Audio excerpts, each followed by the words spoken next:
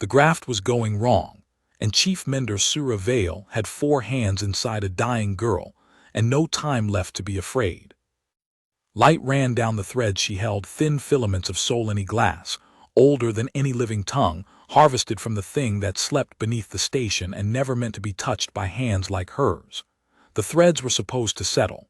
That was the word in the old text the overseers made her memorize. Settle. Ease the seed into the failing lattice of the human's chest. Let it take root as a regulator, and the wasting that was killing her would slow. A simple mending. A kindness on paper. Sura had done it 40 times and buried 38 of them. The threads were not settling, they were spreading.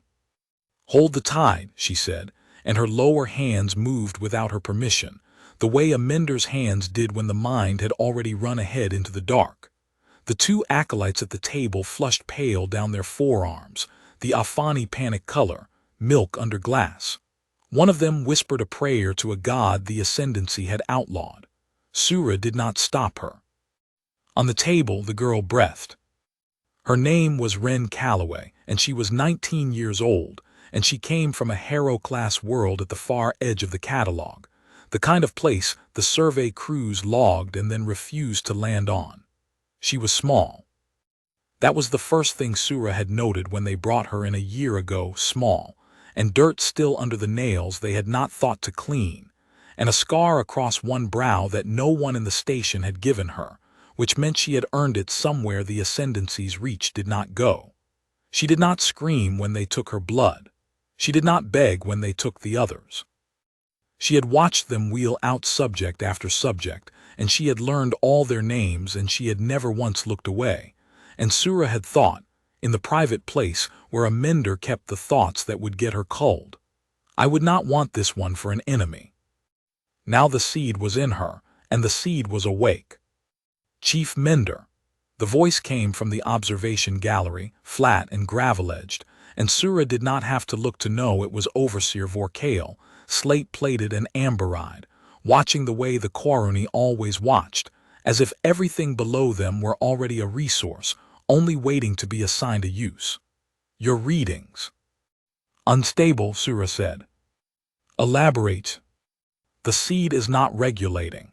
"It is," she stopped, because the word she wanted did not exist in the ascendancy's clean administrative tongue, and the word that did exist was one she was forbidden to say. Rooting. The seed was rooting. It had reached the girl's failing lattice, found it, and instead of slowing the wasting it had begun to rebuild it, thread by thread, into something that was not a human structure anymore and was not Solani either, but a third thing, a marriage, and the marriage was propagating outward faster than Sura could map it. "It is integrating," she finished, which was true and hid the truth. "Beyond the target site." "Then cut it." "If I cut it now she dies in seconds." Sura's uppermost hands were steady. She was proud in a distant way that her hands were steady. "The graft has crossed into the girl's whole body," she did not say. "It's load-bearing. She is the trellis now, Overseer, not the wall." A silence from the gallery. In it, Sura heard the station. She had worked in the reliquary at Sune for 11 years, and she knew its sounds the way she knew the 4 rhythms of her own pulse. The recyclers, the pale wind against the dome, the tram that ran the spine of the ridge, the low, constant subsonic that the old hands called the sleeper's breath, and the young ones pretended not to hear. Under all of them, always, the station sat like a scab over a wound, a bright, clean daylit research halo built across the exposed ribs of something the Solani had left in the crust of a dead world 100,000 years before the ascendancy learned to smelt iron. The overseers called the thing beneath them the vigil. The menders called it nothing at all, because to name it was to admit you believed the stories, and the stories said it was not dead. The subsonic changed. It did not grow louder. It grew aware. That was the only word Sura would ever find for it, and she would spend the rest of her life failing to make anyone who had not been in the room understand the difference. The sleeper's breath, the constant she had stopped hearing years ago the way one stops hearing one's own heart, took a shape. It bent toward the table. It bent toward the small, dying human whose chest was full of its own ancient glass, and it recognized something, and every hair-fine light on Sura's instruments went white at once. "What did you do?" Vorkale said, and for the first time in 11 years Sura heard a Quaruni afraid. "Nothing," she said. "Overseer, I did nothing that was not in the protocol you gave me." The floor moved. Not violently. That was the horror of it. Later, when she tried to describe it, she always reached for the wrong words, the words that meant earthquake and collapse, and they were all too crude. The floor moved the way a great animal moves in its sleep when a fly lands on its flank, a shrug through unfathomable mass, a settling of weight from one buried limb to another, half a world of dead machine remembering that it had a body. The dome above the surgical theater sang. Dust that had not fallen in a century came down through the daylight in slow gold columns. In the gallery, an acolyte fell against the glass and left a smear of panic light where her palm had struck. And Ren Calloway opened her eyes. Sura had watched 38 humans die on this table and 2 survive it broken, and she knew the look of a patient surfacing from the deep place the menders sent them, the slow, reluctant climb, the fogged eyes, the tongue thick with the words for pain. This was not that. Ren woke the way a soldier wakes when a hand closes over her mouth in the dark, all at once, entire, already assessing. Her eyes found the dome, found the falling dust. Found Sura's 4 hands still buried to the second knuckle in the ruin of her own chest, and did not flinch from them. Found, last, the gallery and the slate shape of the overseer behind the glass. "You feel that?" Ren said. Her voice was a scrape. It was the first full sentence Sura had ever heard her speak. "Under us, that's it, isn't it? That's what all this was for." "Do not speak to it," Vorkale said, "to the room, to the station, to the buried thing. Do not, Chief Mender, sedate her. Now put her under." Sura's hands did not move. She would think about that failure for a long time, the half-second in which the Chief Mender of Sune, servant of the Ascendancy, a coward by her own honest reckoning, simply did not reach for the sedative. Some of it was mercy. Some of it was that she had spent 11 years watching this station harvest the deaths of children for a machine that never once answered, and now the machine was answering and she wanted, God help her, to see. But most of it, she would admit in the end, was that the human on the table had turned her head and looked at her, not at the overseer, not at the ceiling, at Sura, four-armed and pale and complicit, and said, "Lo, only for her. You don't have to." And Sura Vale, who had settled 38 seeds into 38 dying children, and told herself each time that the culling would find her too if she refused, kept her hands where they were and did nothing. "Sedate her." Vorkale's fist came down on the gallery glass. The station answered him. Every light in the theater went out, the surgical suns, the monitors, the pale daylight panels, and for one heartbeat the only illumination was the dome above, the true wan daylight of Sune's colorless sky, falling clean on the girl and the mender and the golden dust. Then the deep systems came up, not the station systems, older ones. A cold blue-white line traced itself along a seam in the floor that no survey had ever mapped, and another, until the surgical theater stood inside a diagram of light that the Solini had drawn under Sune's crust 100,000 years ago, and that had waited, patient as stone, for the one thing it was drawn to find. The lines all ran to the table. They ran to Ren. "It's keyed to her," Sura breathed, and did not know she had spoken until she heard it. "All of it. It's overseer, it's not the seed it wanted, it's her. It was always going to be her." Somewhere below them, through half a world of dead metal, something the size of a mountain range opened an eye. The reliquary at Sune had one purpose, and every soul aboard it lived inside a lie about what that purpose was. The lie was written on the arch above the tram platform in 3 scripts: Reclamation and Mending Station 9, Harrow-class Therapeutics. It was a good lie. It even had a truth folded inside it, which was the best kind. The Ascendancy did practice medicine here. They mended what they broke. They had a whole caste of the gentle, four-armed Afani, Sura's people, bonded into service to keep the subjects alive as long as the work required, and the work did require it, because a corpse was no use for what came next. What came next was the seed. Sura had pieced the truth together across 11 years the way a captive pieces together the shape of a prison from the sounds beyond the wall. The vigil beneath Sune was a Soleni war titan, one of the last, and it was not broken and it was not dead. It slept because it had chosen to sleep when its makers were long dust, and it would answer to no manufactured mind, no slaved intelligence, no hardened warrior the ascendancy strapped into the ancient cradle and prayed over. It had rejected them all. The ascendancy had spent the better part of a century learning, subject by ruined subject, what the vigil wanted in a pilot, and the answer was the cruelest thing Sura had ever been forced to understand. It wanted a living conscience that had known death and refused to become cruel. You could not manufacture that. You could not train it into a soldier or breed it into a slave. It arose when it arose at all in the worst places, the Harrow-class worlds, the death cradles, the planets so lethal that everything on them evolved toward slaughter, and where, against all sense, a few of the apex things at the top of those food chains had gone the other way and grown a mercy anyway. The ascendancy surveyors had a word for such worlds and such creatures, spoken the way one speaks of a curse. Sura would not use the word. She had watched too many of them die under her hands to reduce them to it. They brought the candidates here. They gave each one the seed, the fragment of the vigil's own substance, and they watched the machine reach up through the crust to sample what the seed had taken root in. And every time, 38 times that Sura had midwifed, hundreds more before her, the vigil sampled and found the candidate wanting and withdrew, and the withdrawal killed them, because a mind touched by that vast cold regard and then dropped did not survive the fall. The vigil had never, in a century of trying, decided to hold on. It was holding on now. Chief Mender, Vorkael's voice had found its floor again.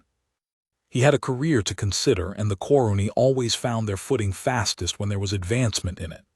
Do not remove your hands. Do not disturb the graft. Stabilize the subject and keep her conscious. Do you understand me? Whatever is happening, she is now the single most valuable asset in this arm of the catalog, and if she dies on your table, Mender, you will envy the ones you buried. I understand you, Sura said. She understood him perfectly. She had understood the Koruni for 11 years. What she did not understand, what none of them understood, not yet, not the overseer, not the prefect who would come, not the fleet that would darken Sune's pale sky, was the girl. Ren had gone very still, not the stillness of a patient and not the stillness of fear. Sura had spent her whole career reading the bodies of the frightened, and this was its opposite. Ren lay in a lattice of 100,000-year-old light with her chest open, and the eye of a buried titan turned up at her through half a world of rock, and her breathing had slowed, and her hands had unclenched, and her face had settled into an expression Sura had no clinical name for and would eventually only be able to call listening. It's talking to you, Sura said. No, Ren's eyes moved, tracking something that was not in the room, something below, something enormous, something patient. It doesn't talk, it's showing me, a breath. It's showing me everything it's for. And what is it for? The girl was quiet for a long moment. Above them, the dome held the daylight. Below them, the mountain stirred. Between them, the mender kept her 4 hands where a dying human had asked her to keep them, and waited for an answer that would rearrange the arm of the catalog and every life in it. Standing between, Ren said at last. That's all it ever wanted to do, stand between. Her scarred brow drew down, and for the first time something like grief crossed it. They kept trying to make it a sword. It's not a sword. It's a shield that got tired of watching things it loved die, and it built itself a body so it could stand in front of them. And then everything it loved died anyway, and it lay down here, and it waited. She turned her head slow and looked straight up through the dome as if she could see past the pale sky to the fleet that had not yet come. It waited for someone who'd know the difference. The difference between what? Sura whispered. Between protecting something, Ren said, and owning it. The blue-white lines in the floor pulsed once, gently, like a held breath let go. And in the gallery, Overseer Vorkale keyed his collar and began, very quietly, to summon the fleet, because he had heard the same words Sura had, and he had understood exactly one thing from them, and it was the thing the Ascendancy always understood first and best. The most dangerous weapon in the catalog had just chosen an owner, and the owner was a 19-year-old captive with dirt under her nails, and she had just said, in the plainest possible terms, that she would never let them use it. They closed her chest in the blue-white light, because the surgical suns would not come back on. Sura worked by the glow of the Solani diagram under the floor, and it was enough, and it was more than enough, because the light did not flicker and did not fail and seemed, in some way she could not measure, to help, the threads under her hands settling where the seed guided them, the ruined lattice knitting toward a new order that no mender's text described. She had expected to spend an hour fighting the graft. Instead, the graft fought for her. It wanted the girl alive. Everything under Sune wanted the girl alive, and Sura Vale found that she was no longer working against the ancient machine, but alongside it, and the thought should have terrified her more than it did. How is she? Vorkale had come down from the gallery. He stood at the theater's edge where the diagram's light stopped, and he would not step across the line into it, and Sura noted that and filed it. Chief Mender, her condition.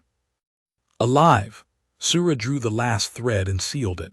Stable, the wasting has stopped. She straightened, all 4 arms aching, and made herself say the rest because he would learn it anyway, and it went worse for the messenger who withheld.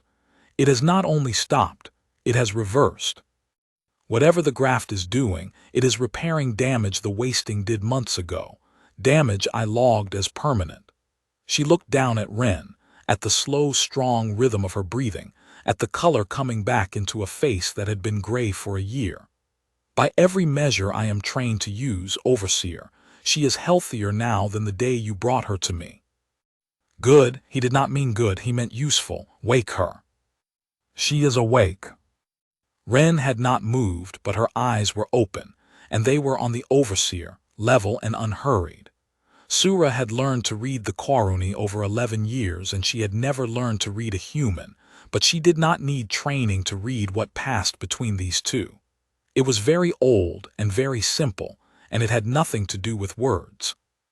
It was the thing that happens when a creature that has spent its whole life being handled looks at its handler, and both of them understand, in the same instant, that the leash has come off, and no one has told the handler yet. You know what you are now, Vorkale said to her. He had decided Sura saw to be reasonable.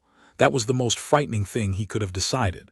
You are the most important person in the catalog. Do you understand that? A year ago you were nothing, a survey error, a body on a manifest, and now every asset of the ascendancy in this arm exists to keep you breathing. He spread his slate hands, plated palms up, the Koruni gesture for an honest offer. That is not a threat, Ren Calloway. That is a promotion. Do you understand what I am offering you? Yeah.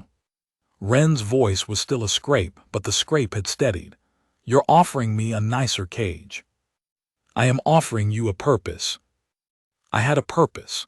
She said it without heat, and that was what made it land. Sura watched the Overseer's amber eyes narrow, hunting for the anger he knew how to answer and not finding it. Before you people put me on a table, small one, nobody's asset, it was fine. She turned her head and looked again at the dome, at the pale daylight, at the world above the world. This thing under us, it doesn't want a purpose either. That's what you never got. That's why it kept killing the ones you sent it. You kept offering it a war, and it kept saying no. It did not kill them.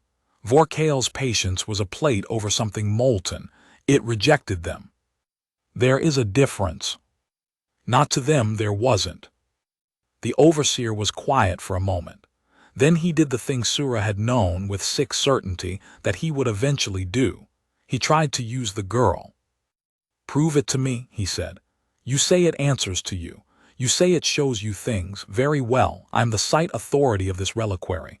I am ordering you through your bond to have it move. A gesture, anything. Show me it obeys. His voice dropped and the reasonable mask thinned, and under it Sura saw the century of dead children that this station had been built to produce. Because if it does not obey you, Ren Calloway, if you are simply a girl with our glass in her chest and a talent for making mystical noises, then you are not an asset. You are a failed subject. And we bury those. Ren looked at him for a long moment. You want to see it move, she said. I want to see it obey. Those aren't the same thing. She closed her eyes. But okay, you've been doing this 100 years. You've earned a look. She did not gesture. She did not speak a word of command. Sura, watching, saw only that the girl's breathing changed, deepened, slowed, went down and down like a diver going for the bottom, and then the whole world under the reliquary at Seun leaned. It was worse than before and it was gentler than before, both at once. The floor did not shake.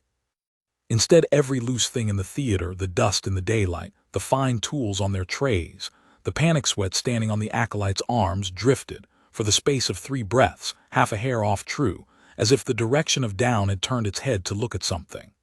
In the deep, through half a world of rock, a limb the size of a mountain range shifted its weight, and did it so carefully, so tenderly, that not one wall of the station cracked. It was the most controlled thing Sura had ever felt. It was a mountain moving on tiptoe, so as not to wake the children sleeping on its back. Then down was down again, and the tools settled on their trays, and the dust resumed its fall. Vorkale had gone the color the Koruni went when the blood left the plates around their eyes, a bruised, ashen slate. He had asked for a gesture.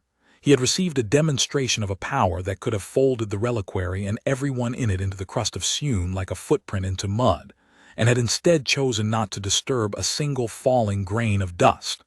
Sura understood the message even if the overseer's fear would not let him. It was not obedience. It was the opposite of obedience. It was a thing of unimaginable force, showing exactly how much of itself it was choosing, in every instant not to use. Now you've seen it move, Ren said and opened her eyes. She was paler. The demonstration had cost her. Sura's instruments, coming back to life one by one, showed it, a deep draw against reserves the girl did not have to spare. Here's the part you're going to have trouble with, Overseer. It moved because I let it, not because you told me to, and it'll never ever move because you told me to. She let that sit. So go ahead, send your message, call your fleet. I know you already did. But when they get here, you're going to have to explain to somebody with more braid than you that the weapon works fine. It just doesn't work for you. Vorkale keyed his collar. Medical detail to the primary theater, he said, not taking his eyes off her. Full restraint protocol and bring the null frame. He lowered the collar. To Sura, without turning, Chief Mender. You will keep her alive and you will keep her weak. I want her too tired to breathe hard, do you understand me? A dose that keeps the body mending and the will asleep. You have the pharmacopoeia. Use it. Sura looked at the girl. Ren looked back, and there was no plea in it. That was what undid Sura in the end. She had steeled herself for years against the pleading. You had to in this work, or it hollowed you.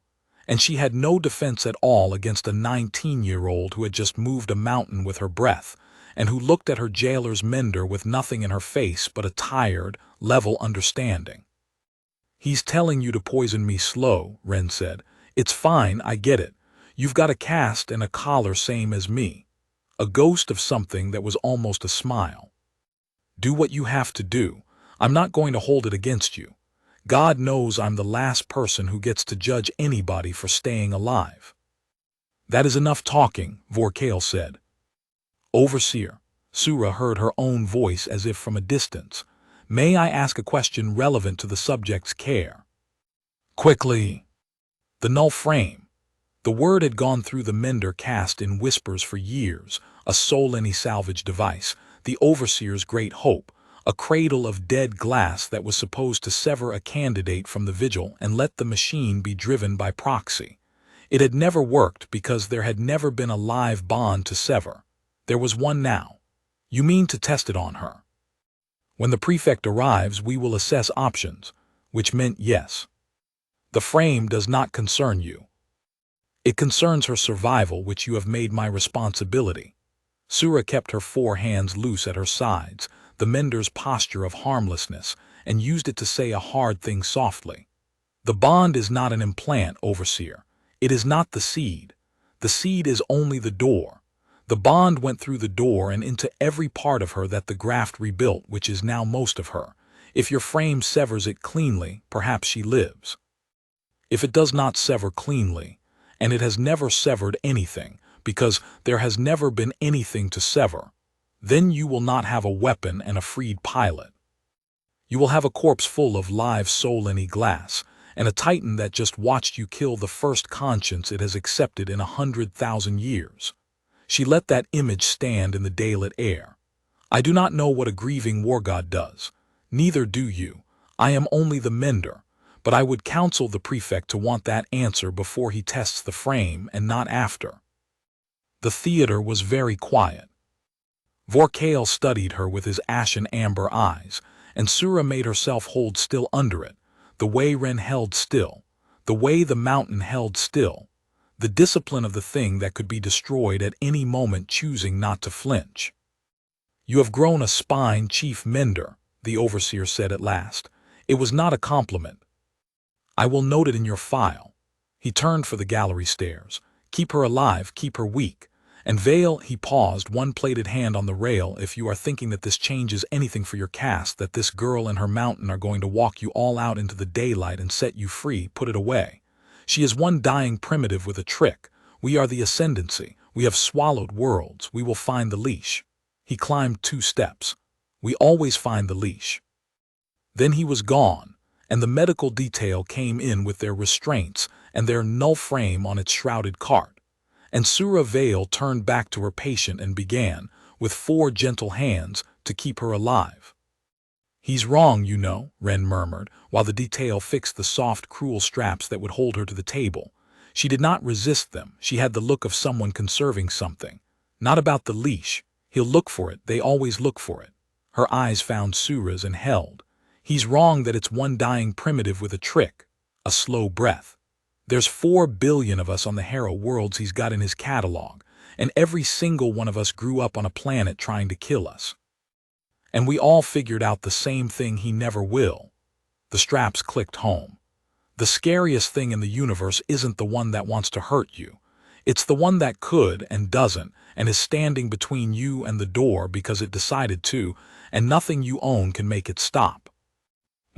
Below them, patient as stone, the vigil kept its eye turned up through half a world of rock, and waited. The prefect's fleet crossed the orbit of Sioun's dead moon at dawn, and by the station's pale first light, there were 9 hulls hanging in the colorless sky where yesterday there had been none. Sura watched them from the mender's refectory, through the long windows that had been built to sell the lie, reclamation, and mending. Look how much daylight, look how kind, and she counted the hulls twice to be sure, and she thought about what 9 hulls meant. 1 would have been an escort, 3 would have been an extraction, 9 was a statement. 9 was the ascendancy telling its own site authority that whatever was in the primary theater was no longer his to manage, and telling the arm of the catalog beyond Sioun that the leash was already found. Thank you, nothing to see. The asset is secured. The asset had spent the night strapped to a table, kept mending and kept weak, and had not slept and had not spoken, and had watched the ceiling with her scarred brow smooth and her breathing slow, listening to the mountain. They'll bring her out today, said Ith. The acolyte had come to stand at Sura's shoulder, young, barely past her second molt, the panic color still close under the skin of her forearms because she had not yet learned the mender's trick of hiding it. Ith had been in the theater. Ith had felt the floor lean. She had not been the same since, and Sura, who remembered being young and feeling something true for the first time inside the great lie, did not try to steady her too much. A little fear kept you careful. Too much steadiness, and you forgot to run when running was finally the only sane thing left. They will, Sura agreed. To the frame. Perhaps the prefect will want to see her first. He will want to try the reasonable offer the way the overseer did, because they always believe the offer will work. They have swallowed 1,000 worlds with the offer. Sura watched the 9 hulls hang. When it does not work, they will reach for the frame. And when the frame does not work, she did not finish. What happens then, Chief Mender? Sura looked at the girl who was not the human girl, at her own kind, four-armed and pale and born into a collar, and told her the truth, because she had decided sometime in the long night that she was done spending truth as if it were rationed.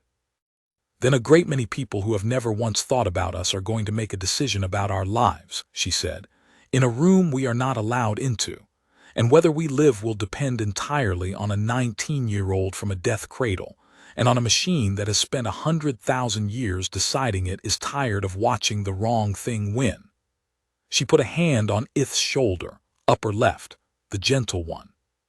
So I would like you to do something for me, and I would like you not to ask why. Anything.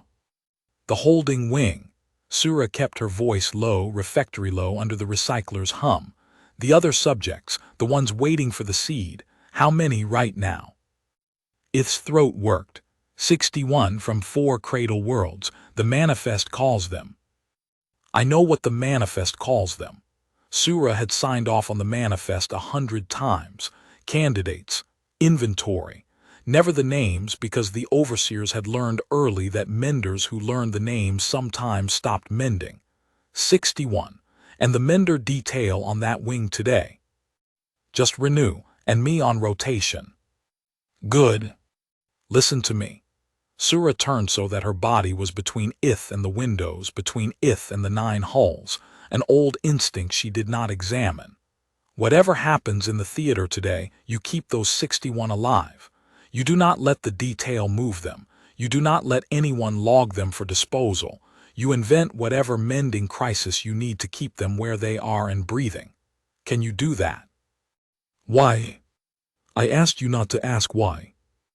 Ith looked at her for a long moment, and then some of the young panic light went down under her skin, replaced by something older and steadier that Sura had not been sure the girl had yet.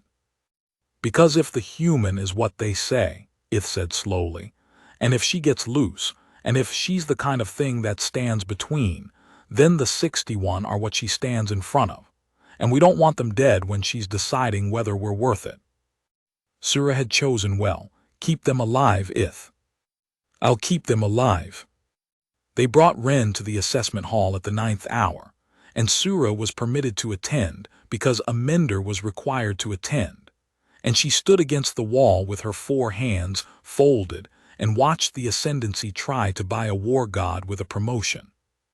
The prefect's name was Gesarun, and he was old for a Qaruni, the plates around his eyes worn to a dull pewter, and he had the stillness of a creature that had long ago stopped needing to prove anything to anyone below him. He did not raise his voice. He did not threaten. He sat across a low table from a girl in restraints and spoke to her the way one speaks to a valuable, unpredictable animal one has decided to gentle rather than break. And Sura, listening, understood that of all the Qaruni she had ever served, this one was the most dangerous by an order of magnitude, because he had patience, and patience was the only thing on the ascendancy's side that could not be moved by a mountain. I am not going to insult you, Gesarun said. The overseer's file says he offered you a purpose and you laughed at him. I will not do that. You have a purpose. It is under our feet and it is yours, and I could no more take it from you than I could take the color from your eyes. I have read the whole history of this station, Ren Calloway, 100 years of failure. I understand what we could never manufacture and what you simply are. I am not here to take the bond. He folded his worn hands. I am here to ask what it would cost to rent it. Ren watched him. There is going to be a war, the prefect went on unhurried. Not with me, Corward. The serine reach is fracturing. You would not know the name, it does not matter, and when it goes, a great many worlds are going to burn, and a great many people who never chose a side are going to die under someone's guns. That is not propaganda. I have no need to lie to you, you would feel it if I did, I think. Worlds are going to burn, and I am holding under this station the one thing that could stand between those worlds and the fire. He let it sit. You said it likes to stand between things. So did the record. That is all it has ever wanted to do. Well, I am offering it the largest between it will ever be asked to stand in. I am offering you the chance to be exactly what that machine has waited 100,000 years to be. He spread his hands. All I ask is that you let us point you at the right fire. It was, Sura thought, a masterful thing. It was better than the overseer's Cajun collar by a distance she could not measure. It took the girl's own words, her own only stated value, and turned them into a leash so soft the wearer might thank you for it. Sura watched Ren's face and for the first time was afraid the ascendancy would win. Because the offer was not a lie, not entirely, and the girl was 19 and had spent a year watching people die. And here was a very old and very calm creature telling her she could save worlds. Show me, Ren said. Gesarun inclined his head. Show you. The Serene Reach. The worlds that are going to burn. She leaned forward against her restraints only a little, only as far as they would let her. You've got 9 hulls and 100 years of records. You've got surveys of every world in the catalog, so show me, the real ones. Names, not numbers, the children on them, the ones I'm supposed to save by letting you point me. Her scarred brow lowered. Because here's the thing about standing between, Prefect. You have to be able to see both sides. And I've noticed you keep talking about the fire and the worlds and the between, and you've never once said who's setting the fire. She held his pewter gaze. It's you, isn't it? That's why the reach is fracturing. It's not fracturing, you're fracturing it. And you want me to stand between the worlds and a fire that stops the second you decide to stop lighting it. The assessment hall went very still. Prefect Gesarun did not deny it. That was the measure of him, and Sura would remember it. He did not waste a lie on someone who could feel one. He simply reassessed, visibly, the way a grandmaster reassesses when a piece he had counted as a pawn declares itself a queen, and his old worn face settled into something almost like respect and entirely like the cold closing of a door. You are cleverer than the record led me to expect, he said. That is unfortunate. Cleverness in an asset is a maintenance cost. He rose. He was not angry. Sura had never once in the whole encounter seen him angry, and that was the most frightening thing about him. I had hoped to rent the bond. Renting requires a willing tenant. You are not willing. He gestured, a small motion, and the medical detail came off the walls. So we will do the other thing. We will find out whether the bond can be moved to a tenant who is. The frame doesn't work, Ren said. It was the first thing she had said that carried an edge, and the edge was not fear, and it was not for herself. Your own mender told you. There's never been a live bond to cut. You cut it, you don't get a new pilot. You get me dead, and that thing under us watching you do it. My mender, said Gesarun, advised caution, and I have considered her advice, and I find that I am a patient man in all things but one. He looked for the first time at Sura against the wall, and Sura felt the whole century of the station in the look. I have waited 100 years for a pilot the Vigil would accept. I have it, and it will not serve. Do you understand the position that puts me in, Chief Mender? I would rather have a chance at a leashed weapon and risk the corpse than hold an unleashed one that has told me to my face it will never obey. A weapon I do not control is not an asset. It is a threat under my own station. He turned back to the girl. The frame, Ren Calloway, is not a punishment. It is arithmetic. Take her to the theater. Prefect, Sura stepped off the wall. She did not decide to. That was how she would remember it, that the mender's caste-trained body, 11 years obedient, simply carried her one step into the middle of the hall, into the space between the detail and the girl, and put her 4 folded hands out in the posture of harmlessness, and used it again to stand where she was not permitted to stand. "The frame will kill her," Sura said. "Not may. Will. I have read the same records you have, and I have read them as a mender, not as an authority, and I am telling you the severance shock alone is fatal to a bond this deep. You will not get a free pilot. You will get a dead girl and a live grief the size of a mountain range, and you will get it inside your own station, 30 meters under 9 of your hulls and every soul aboard them." She held the pewter gaze the way Ren held it, the way the mountain held it. "I am not defying you, Prefect. I am doing the one thing my caste exists to do. I am telling the authority the truth about the body on the table before he opens it. Test the frame and you do not lose a maintenance cost. You lose soon."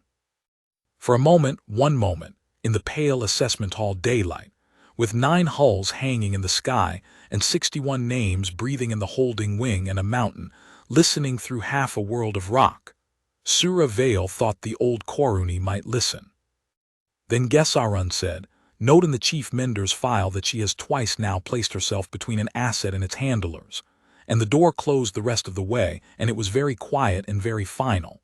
"Take the human to the theater, prepare the frame, and confine the mender to her quarters. I will decide her disposition when the assets is resolved." He gathered his coat. "One way or another, by nightfall, this station will hold a weapon that serves. I have been patient for 100 years. I am done being patient." They took Ren out through the wide daylit doors, and she did not struggle, and as they took her past Sura she turned her head and said, so quietly that only a mender's ear caught it, 4 words. "Stay near the wing." Then she was gone, and the detail's hands closed on Sura's arms, and above the station the 9 hulls hung in the colorless morning, and 30 meters down the vigil turned its ancient eye toward the primary theater, where its conscience was being carried to a machine built to cut it free.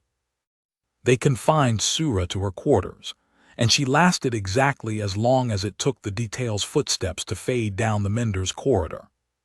Then she opened the maintenance panel behind her cot. Every mender knew the panels. The Afani had built half this station under Koruni supervision, and the Koruni had never once thought to ask what their servile little 4-armed laborers had learned about the walls. And she went into the crawl space that ran the spine of the medical wing, and she went toward the primary theater, because Ren had told her to stay near the wing, and Sura had decided, somewhere in the confinement of her own quarters, that she was finished doing what she was told, and finished only when the girl said so. The crawl space smelled of coolant and old dust. It ran above the theater on a lattice of Solini bone the station had been grafted onto, and through the grill she could see down into the bright hall, and what she saw stopped her 4 hands on the rungs. They had put Ren in the null frame. It was uglier than the whispers. A cradle of dead Solini glass, black where the living glass in the girl's chest ran blue-white, shaped like a cupped hand closing, and they had laid her in the palm of it and folded the fingers over her, and the fingers did not touch her but hung a hand's breadth off her skin all around, and between the black glass and the girl the air had gone wrong, grainy, reluctant.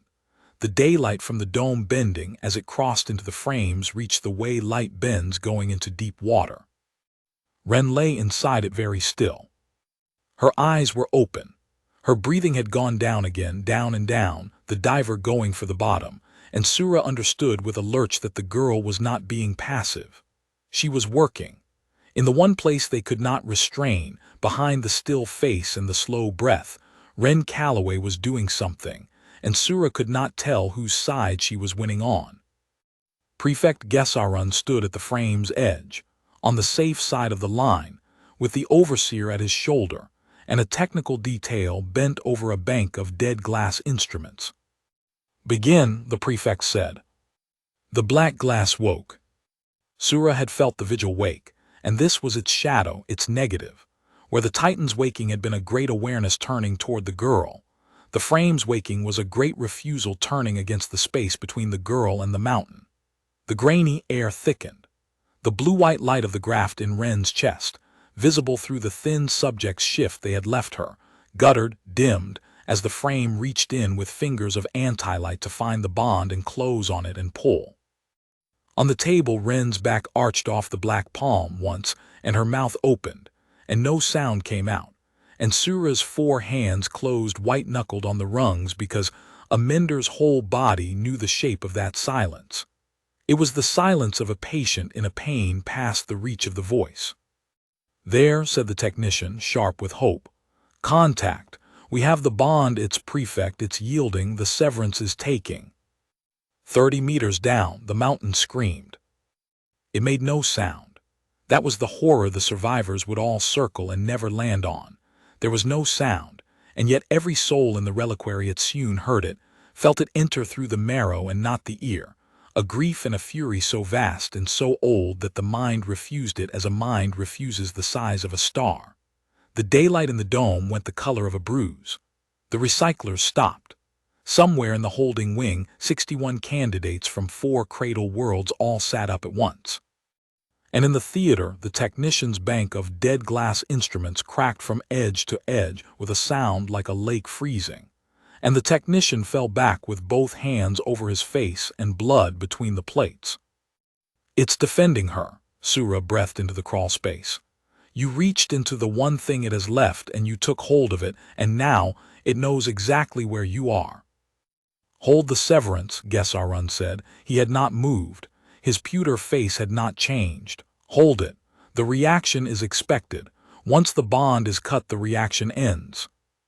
"It's not going to let you cut it," the overseer said. Vorkale had backed to the wall. His amber eyes were fixed on the black frame, on the girl arched in its palm, on the guttering blue-white light that would not go out no matter how the anti-light pulled. "Prefect, prefect, it's not look at the graft. It's not dimming anymore, it's—" The graft flared. It went from guttering to blinding in the space between 2 of the girl's slow breaths, blue-white light blazing up out of her chest, and running out along every thread of the marriage the seed had made through her body, up her throat, down her arms, and where it reached the black fingers of the null frame, the dead glass did not cut it. The dead glass shattered. Each folded finger of the frame burst inward to powder, gently, precisely, doing no harm to the girl in its palm, and sparing her not one grain of the black grit as it fell. And the grainy wrong air came apart, and the daylight from the dome fell clean and true onto Ren Calloway as she sat up out of the ruin of the machine that had been built to cut her free. She was breathing hard. Sura had never seen her breathe hard. The cost of it was written all over her, in the gray coming back into her face, and the shake in the hands she planted on the broken cradle to push herself upright. But she sat up, and she looked at the prefect across the wreck of his 100-year hope, and when she spoke her voice was almost gentle. "I told you," Ren said, "you can't move it to somebody willing. There's no somebody. There's just me in it, and you just tried to tear us apart in front of it, and now it's awake all the way and it is not tired anymore." She got 1 foot under her. "You should run, prefect. I mean that kindly. I've never meant anything more kindly in my life. You should get on your 9 ships and run, because I don't want to hurt anyone and it doesn't either, but you just proved you'll open me up on a table to get a leash, and it is done. Do you understand me? It is done watching people like you do that to people like me." Prefect Gesarun looked at the girl standing in the wreckage, and at the light running under her skin, and he did the last reasonable thing available to a reasonable creature at the end of 100 years of patience. He decided to destroy what he could not own. "All batteries," he said into his collar, unhurried, final. "Target the substructure. The vigil, not the station. Collapse the crust under grid 9 and bury the machine and the pilot together. We will excavate the glass later." He looked at Ren almost kindly, an echo of her own tone thrown back. "You are right that I cannot own you. You are wrong that I will therefore let you exist. A weapon I cannot hold, I break. I have swallowed 1,000 worlds, girl. I will not be undone by one." He was already turning for the door. "Bury them." Above the station, in the pale morning, 9 hulls tilted their guns down towards Sune. And Ren Calloway closed her eyes and let go of the thing she had been holding back since the seed first woke. Sura felt it before she saw it, the way she had felt everything about the vigil through the marrow, through the bone of the station, through the 11 years she had spent living on the scab over the wound. The mountain moved. It did not move on tiptoe this time. It did not shift its weight so as not to wake the children on its back. It rose. Half a world of dead metal that had lain in the crust of Sune for 100,000 years unfolded from its long sleep, and the reliquary at Sune, the station, the dome, the daylit halls, the great lie, did not fall, because the vigil rose with such impossible care around it that it lifted the whole scab of the station on its back like a thing carrying an egg. The floor of the theater tilted and did not crack. The dome held. Down every corridor, the menders and the detail and the overseers grabbed for handholds, and found that the handholds held, that nothing broke, that a mountain the size of a mountain range was standing up under them, and had somehow decided that not one wall of its captor's house would fall on the 61 names in the holding wing. Sura clung to the rungs in the crawlspace and wept, and did not know why she wept, except that she had spent 11 years believing the stories were dead and buried and safe, and here was one of them standing up into the daylight, and it was not cruel, and she had never in her life been so afraid or so unaccountably glad.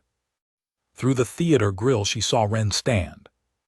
The girl was on her feet in the broken cradle, small, gray-faced, dirt still under her nails, the blue-white light of a war god running quiet under her skin, and she was not looking at the prefect anymore. She was looking up, through the dome, through the pale sky, at the 9 hulls tilting their guns down toward the world. "Don't," Ren said, "not to them, to the mountain, to the thing that had waited 100,000 years to be let off its chain and had just been let off it. Not the ships, not the people on the ships. I know you want to. I can feel how much you want to." Her voice cracked and steadied, and Sura understood that the hardest thing happening in the reliquary at Sune that morning was not the mountain rising. It was the 19-year-old holding it back. "We don't do that, you hear me? That's the whole reason it's us and not them. We stand between. We don't burn what's scared of us." A breath. "Show them what between looks like." The 9 hulls fired. And the vigil, rising into the daylight over Sune with a captive station cradled on its back, and a dying girl standing at the heart of it, lifted one hand the size of a city between the guns and the world and stood there, and took it, and did not fire back. The hand the size of a city took the fire of 9 hulls, and did not break, and did not answer. Sura came down out of the crawlspace on the theater's far side, and no one stopped her because there was no one left to stop her. The detail had run, the technicians had run, even the overseer had gone, and only the prefect remained at the wreck of his frame, watching the dome, watching the impossible thing his 100 years had built refuse in daylight to be a weapon. Sura crossed the tilted floor to the girl and got there just as Ren's knees gave. She caught her. 4 arms were good for that. She got the small body against her and lowered them both to the broken cradle, and Ren did not fight it because the girl had nothing left to fight it with. The blue-white light still ran under her skin, but it ran thin now, and where it thinned Sura's mender's eyes saw the price of it written plain. The graft was drawing on the body to hold the shield, and the body had been a year in the wasting and was not a bottomless well. "You're going to burn yourself out," Sura said, low into the girl's ear, and got her upper hands under the thin ribs to take the weight off the lungs the way a mender did. "Whatever you are doing up there, it is spending you to do it. I can feel your pulse from here, Ren. You cannot hold a hand over a world forever." "Don't have to," Ren breathed. Her eyes were closed. She was somewhere else up there, out there. Half of her mind poured into a mountain, holding a shield the size of a city against 9 ships. Just till they stop, they'll stop. They have to stop. Nobody keeps firing at a thing that won't fire back. A shudder went through her. It's not how anybody's built. You keep hitting a wall that won't hit you, and eventually you have to ask yourself what you are.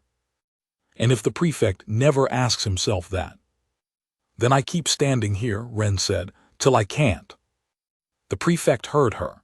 He had come to the edge of the wreck, close as he would come, and he stood over the girl and the mender with his pewter face unreadable, and behind him, through the bruised dome, the hand of the vigil hung between the guns and the world, patient, taking everything, giving nothing back. "You cannot win this way," Gesarun said. He said it almost gently. "I want you to understand that because I think you are brave, and I do not want you to die believing you were clever. A defense that never counterattacks is not a strategy. It is an endurance contest, and I have 9 hulls and a supply chain that reaches back to 100 swallowed worlds, and you have that." He nodded at the girl in the mender's arms, at the thinning light, at the gray face. "One dying body. You are spending yourself to hold a wall, and I am spending ammunition, and only one of us runs out of the thing they are spending." He crouched, unhurried, to bring his old eyes level with hers. "So I will make you the offer one more time, and then I will stop making it. Come down. Come to my ship. Bring your machine to heel and point it where I say, and I will stop firing, and no one on this station dies today. Refuse, and I will simply wait. I am very good at waiting. I will wait until the wall comes down on its own because the girl behind it stopped breathing." He spread his worn hands. "That is not cruelty. That is arithmetic. You taught me you can feel a lie. Feel this one. There is no lie in it." There was no lie in it. Sura felt it too.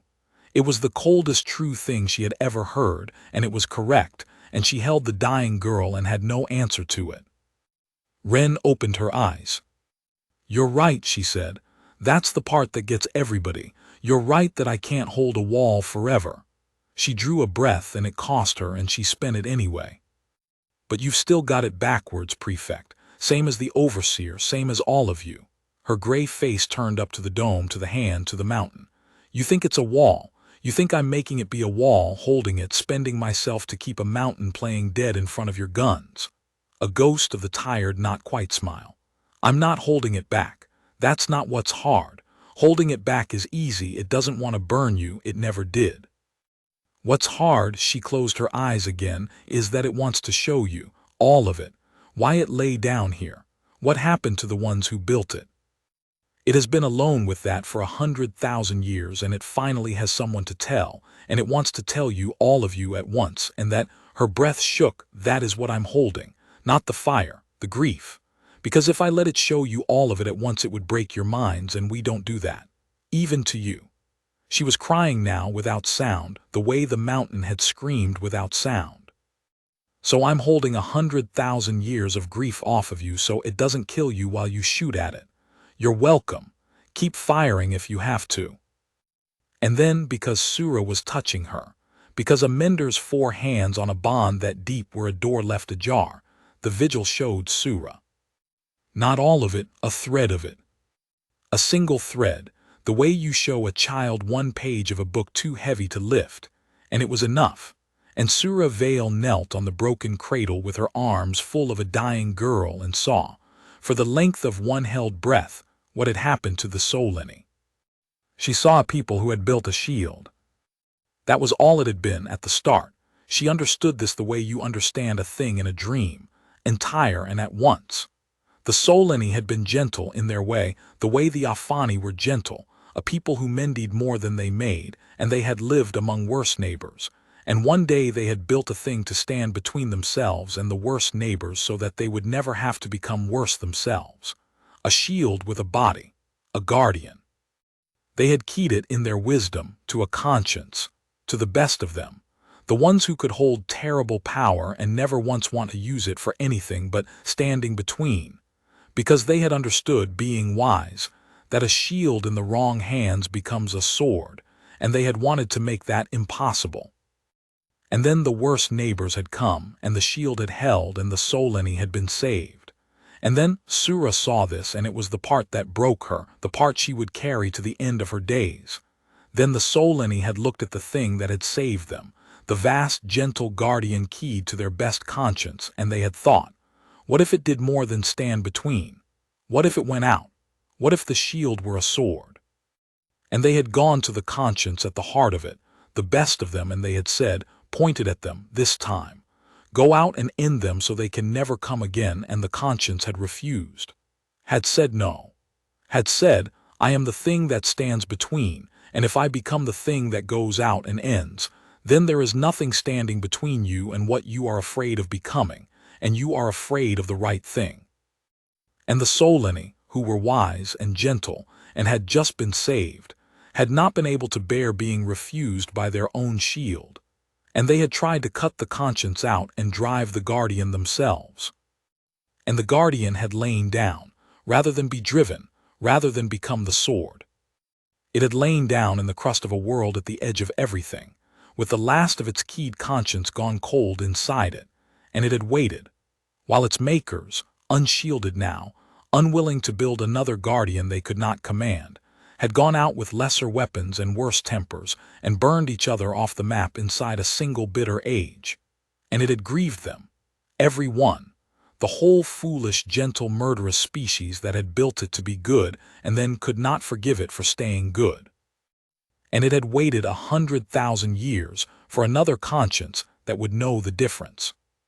And on a hero-class world at the edge of the catalog, a species had climbed to the top of a planet that spent every hour trying to kill it, and had grown against all sense, a stubborn mercy anyway. And one of them, small and dying and captive, had lain on a mender's table and told her jailer plainly that she would rather die than let the shield become a sword. The thread closed. Sura came back to herself on the broken cradle with tears on all four forearms and the girl breathing thin against her chest, and the prefect watching them both. "Oh," Sura said, "it was all she had. Oh, you poor, you have been alone with that for 100,000 years." "Yeah," Ren whispered, "it has." Her hand found Sura's weak. "Now you see why it can't be his. Why it can't be anybody's who'd point it. It already watched the people it loved try to make it a sword. It laid down and let them all die rather than do it. You think it's going to let this old man point it at the serene reach, a breath? It'd rather lie back down. It'd rather I die and it goes back to sleep for another 100,000 years than come up out of the ground to be a sword. That's the deal. That's always been the deal. It only ever comes up for a shield." Prefect Gesaran stood over them for a long moment. Then he rose and brushed the black grit of his broken frame from his coat, and Sura watched 100 years of patience arrive, at last, at a decision. "You have told me a great deal," the prefect said. "You have told me it will not go out. That it will only stand between, that it is a shield and never a sword, and that you would die before you let it be otherwise." He keyed his collar. "Thank you. That is the most useful thing anyone has told me since I arrived, because it means I do not have to defeat it, I only have to move it. Into the collar, flat and final, all hulls break off, cease fire on the substructure, form on my flag." He looked down at the girl. "There is a transit way station 4 hours from here, Kelu Drift. 12,000 souls, mostly refugees from the Reach I am so sorry to have fractured. It is entirely undefended, and it is exactly 4 hours from a shield that cannot be in 2 places at once." He fastened his coat. "You are a shield, Ren Calloway. Very well. I'm going to go and threaten something you have to shield, something that is not here, not under your mountain, not on your back. And you will have to choose. Stay and hold this station and let 12,000 refugees burn 4 hours away where your wall cannot reach. Or come off your mountain, follow me into the open, and bring your machine to the only place a sword is any use out there, away from the wall chasing me." He turned for the door. "A shield that must chase is a sword. I will make you into the thing you swore you would never be, or I will burn 12,000 souls doing it. Either outcome serves." "Good morning." The 9 hulls broke off soon and climbed into the pale sky, and turned coreward, toward Kelu Drift, toward 12,000 refugees and 4 undefended hours, and the hand the size of a city lowered slowly over a world that no longer needed shielding. And in the sudden silence of the theater, Ren Calloway lay in the mender's arms and wept, because the old man had finally found the leash, not on the machine, but on her mercy, and it was the only leash in the universe that would hold. "You're not going," Sura said. "Look at you, you cannot even stand. You go out there, and you will be dead before his fleet is in range. And then there is no shield for Kelu Drift, and no shield for Sune, and no shield for anyone. That's the trap. Ren had gotten herself sitting up against the wreck of the frame, and her color was a little better, and a little better was not enough, and they both knew it. He builds it so every door kills somebody. Stay, 12,000 burn. Go, I burn, and then everybody burns later. He's good at this. 100 years of practice. Her hand pressed flat against her own chest over the blue-white light. But he made one mistake. Same one they always make. He thinks it's about power. Whether I've got enough to reach that far and still stand. Whether the mountain's strong enough. A breath. It was never about whether the shield's strong enough. It's about whether it stays a shield when you have to carry it somewhere. And that's the thing I have to get right, or none of it's worth doing. Sura did not understand and said so. A shield that stays home is easy to keep clean, Ren said. Nobody makes you choose. But the second you have to pick it up and carry it 4 hours to where the fire is, now you're moving toward the fight. Now you look like the thing that goes out. And every step of the way there's a voice going. You could just end him, you know, one hand the size of a city. You could reach out and stop the fire at the source and never have to hold a wall again. She looked up and her eyes were clear and terribly tired.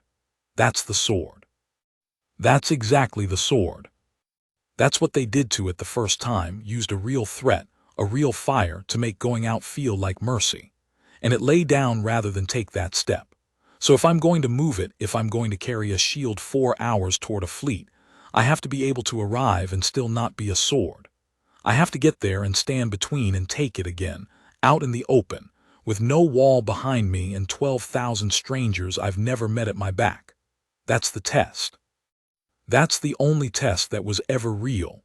She closed her eyes. It's asking me if I can do the hard thing away from home, and if I can't, it'd honestly rather I didn't come. The dome above them held the pale daylight of Sune. Below, the mountain had settled, quiet, waiting on the girl. Then I am coming with you, Sura said. Sura, you need a mender. She was already moving, already gathering what a mender gathers, the small kit, the field pharmacopoeia, the tools that had spent 38 children into the dark and might, for once keep one out of it. You are spending your body to hold that thing, and there is no one in the arm of this catalog who understands the graft the way I do, because I put it in you, and I have spent 11 years watching what the vigil does to the ones it touches. You will burn out. That is not a maybe. The question is only whether there is someone beside you who knows how to slow the burning, and there is, and it is me, and I am done being told which rooms I am allowed into. She stopped and looked at the girl, and said the true thing under the practical one. You told me once I did not have to. I have thought about it all night. You were right. I did not have to. I never had to. I have spent my whole life being told the leash was on my throat and it was on my mind the whole time, and you walked into my theater dying and cut it without even trying. 4 hands, steady, closed the kit. So I am coming. Not because you need a mender, though you do. Because I would like once before I die to have been on the right side of a door. Ren looked at her for a long moment. Okay, she said. But first we've got a station to empty. They could not take the reliquary with them, and they could not leave it as it was, because the moment the vigil rose out of Sune's sky the station would be alone under whatever the Ascendancy sent next, and the Ascendancy would send something, to a facility that had just lost the most valuable asset in the arm. So before the mountain moved, Ren gave the only order she would ever give from the heart of the vigil that was not a shield. She opened the doors. Every door. Sura felt it go through the station like a tide. The holding wing, the detention tiers, the mender barracks, the labor cells where the Afani slept under Koruni lock. All of them. Every restraint the reliquary at Sune had ever closed on anything, coming open at once as the machine beneath reached up through the walls it had been grafted into and simply let go. In the holding wing, Ith stood among 61 candidates from 4 cradle worlds as the locks fell open, and she did what Sura had asked, and she kept them alive. She kept them from bolting into a station full of frightened armed Koruni, gathered them, counted them, made them a column and not a stampede, a young mender learning in 1 hour what leadership cost. The tram runs to the surface hangars, Ren said. She had not moved from the wreck of the frame. She did not need to move. She was in the walls now, in the station, in the mountain, everywhere, and dying at the center of it. There's lifters in the hangars. 40 years of ascendancy supply lifters, big dumb things. They'll hold a lot of people. Get everybody who wants out onto the lifters. Menders, subjects, anybody. Anybody who wants to stay ascendancy can stay. I'm not going to make anybody's choice for them. But the doors are open, and I'm about to pick up the ground they're standing on and carry it into a fight, and I'd rather they weren't on it. The overseer, Sura said, Vorkael. He is still aboard. I know. Ren's eyes moved, tracking a slate shape 3 tiers down, alone now, his detail fled, his frame broken, his 100-year career ended in a single morning. He's in the gallery over the old theater, just sitting there. A pause. He's not calling anybody, he's just sitting. Leave him, Sura said, and was surprised by the hardness in her own voice. He buried 38 children in my theater, Ren. He would have buried you. Yeah. Ren was quiet for a moment. He would have, and he's sitting in the dark right now figuring out that the leash was on his mind too the whole time, same as yours, same as mine. She opened her eyes. I'm not going to save him. He can save himself or not, there's a lifter same as everybody. But I'm not going to leave him locked in either, because the second I start deciding which frightened people are worth carrying and which ones I get to bury, I'm the thing under us that lay down for 100,000 years, and I'm not doing that. The door's open, even his. She almost smiled. That's the whole thing, Sura. That's the entire thing. You open the door even for the ones who'd have closed it on you. Otherwise you're just them with a bigger mountain. The lifters filled. Sura watched from the theater as they climbed off the surface hangars into the pale sky, one after another. 40 years of dumb supply craft carrying menders and subjects, and a few Koruni who had decided, in the hour the doors opened, that they would rather be strangers on a lifter than servants under a fleet. Ith's column made the third lifter, 61 candidates and a young mender counting heads to the last. Vorkael did not board any of them. He stayed in the gallery in the dark, a slate shape refusing the open door, and Ren let him, because the door was open, and that was where her responsibility ended and his began. Then the last lifter was clear of the sky, and the reliquary at Sune stood empty on the mountain's back, and it was time. Sura, Ren held out her hand. Her grip when the mender took it had almost nothing in it. Stay right here, right next to me. Whatever it looks like out there, and it's going to look like the end of the world because a mountain's about to fly, you keep your hands on me and you keep me breathing, and you do not let go, because I'm about to pour most of myself into something 4 hours away, and there's not going to be a lot left here to keep the body running. Her fingers tightened all they could. You're my wall, okay? While I'm everybody else's, you be mine.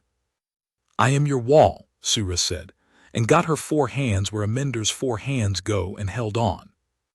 And the vigil rose the rest of the way out of Sune, the empty station cradled forgotten on its shoulder, and turned its ancient face toward the coreward sky where 9 hulls ran ahead of it toward 12,000 refugees.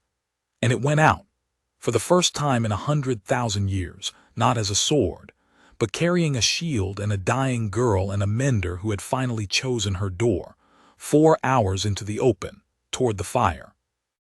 A mountain does not belong in the sky, and for 4 hours Sura Vale lived inside the proof of it. She had never left Sune. 11 years on a dead world, and she had never once been off it, and the first time she rose from its surface, she did it standing in a surgical theater on the shoulder of a war god, with a dying human's pulse under her fingers and the whole colorless sky falling away below the dome. The reliquary's theater had a viewport the overseers had glazed for the daylight lie, and through it Sura watched Sune shrink to a pale coin, and then the coin was gone, and there was only the black and the burning grains of the far suns and the vast dark curve of the vigil's back stretching away on every side, catching the light of stars that had watched it sleep. Talk to me, she said, because the silence was too large. Ren, stay with me. Talk. I'm here. The girl was propped against her, eyes shut, breathing in the slow, deep rhythm of the diver. Most of her poured out ahead into the dark toward Kelu drift. Her voice came back thin and far.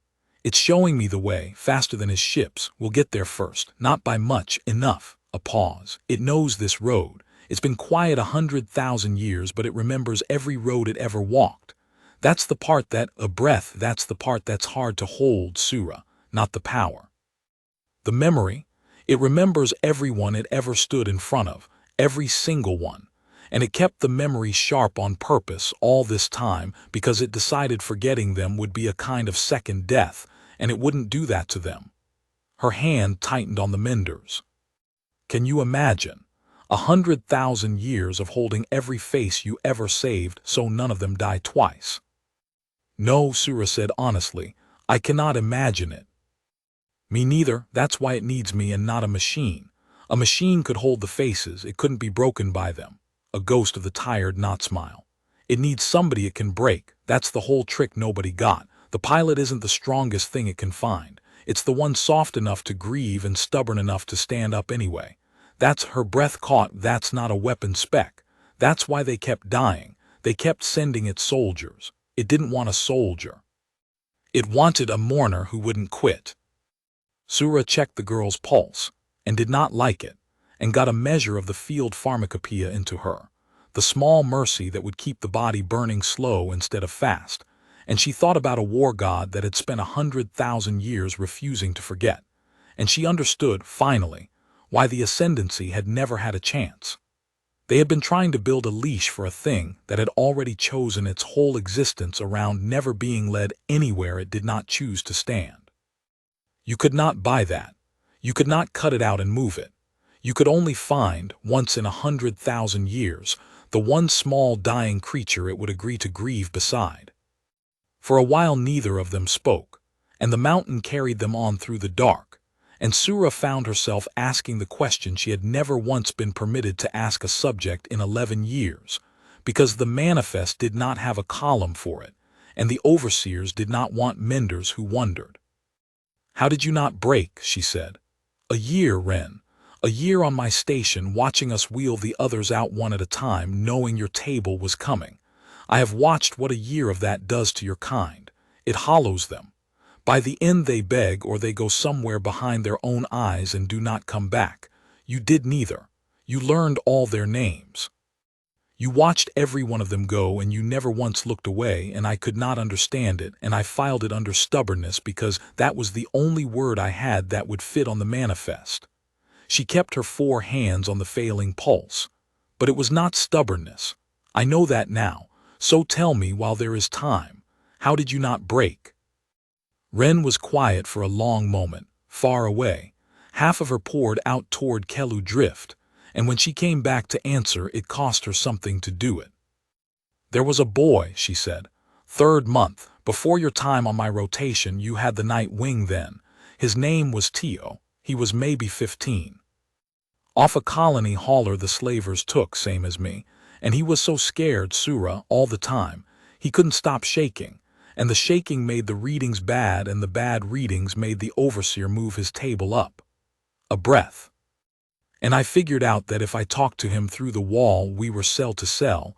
There was a gap by the floor if I talked to him all night, told him about my planet, the storms, the things that hunt you, the way you learn to sleep with one part of you always listening. If I kept talking, he'd stop shaking.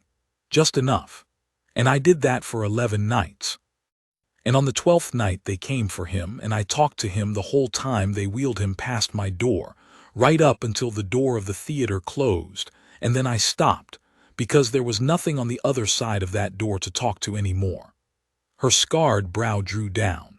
"And I decided that night that I wasn't going to break, not because I was strong. Because breaking is a thing you do for yourself. You go behind your eyes, you stop feeling it, you let them have the body because the mind's already gone somewhere safe. And I didn't have the right. There were 40 more TOs coming. Somebody had to stay on this side of their eyes and know their names and talk to them through the wall. If I broke, who talks to them?" She turned her head slow and looked at the mender. "That's the whole secret you wanted. It's not that we don't feel it. We feel all of it. It's that on a world that's trying to kill you every single day, you learn young that the only thing that makes any of it bearable is being the one who stays awake for the others. You break, and the person in the next cell is alone. So you don't break. You just don't. It's the oldest thing my kind knows how to do, and it's the only thing, and it's why that machine down there finally sat up after 100,000 years. Because it heard, through half a world of rock, one more small creature in a cell refusing to break so the next one wouldn't be alone. The tired knot smile. It wasn't looking for a pilot, Sura. It was looking for somebody who'd talk to the whole galaxy through the wall. And it heard me doing it for one scared boy named Tio, and it thought, there, that one, that's the one who knows what I'm for. Sura Vale, who had wheeled 38 children through that theater door, and told herself each time that she was only mending, sat in the dark of a war god with her 4 hands on the girl and understood, at last and too late and exactly in time, what she had spent 11 years helping the Ascendancy try to kill. Not a weapon, not an asset, not a survey error at the edge of the catalog, but the single most dangerous and most precious thing a killing universe had ever managed to grow. Which was a creature strong enough to break and choosing, every night, through the wall in the dark, for strangers not to. I did not know his name, she said, Tio. I did not know any of their names. I made sure not to. It was the only way I could keep doing the work. I know, Ren said gently without judgment, the way she had said it to the overseer's mender on the worst morning of both their lives. That was your wall. Everybody's got one. Her hand found the menders. But you know all their names now. Every one you can still get. That's the thing about walls, Sura, you get to take them down. That's the only difference between us and them. They think the walls are load-bearing, and we figured out you can take them down any time you decide the person on the other side is worth more than the wall. How long? Sura asked when she could. Soon, Ren's brow drew down. He's there already, I can feel his ships. 9 of them spread over the drift. He's not firing yet, he's waiting for me. He wants me to see it before it starts. 12,000 people, all those lifeboats and habrings and refugee hulls packed in around a fuel depot, no guns, no shields, nothing. Her voice thinned further. There's kids on it, Sura. I can feel it's showing me there's so many kids on it. They came out of the reach with nothing.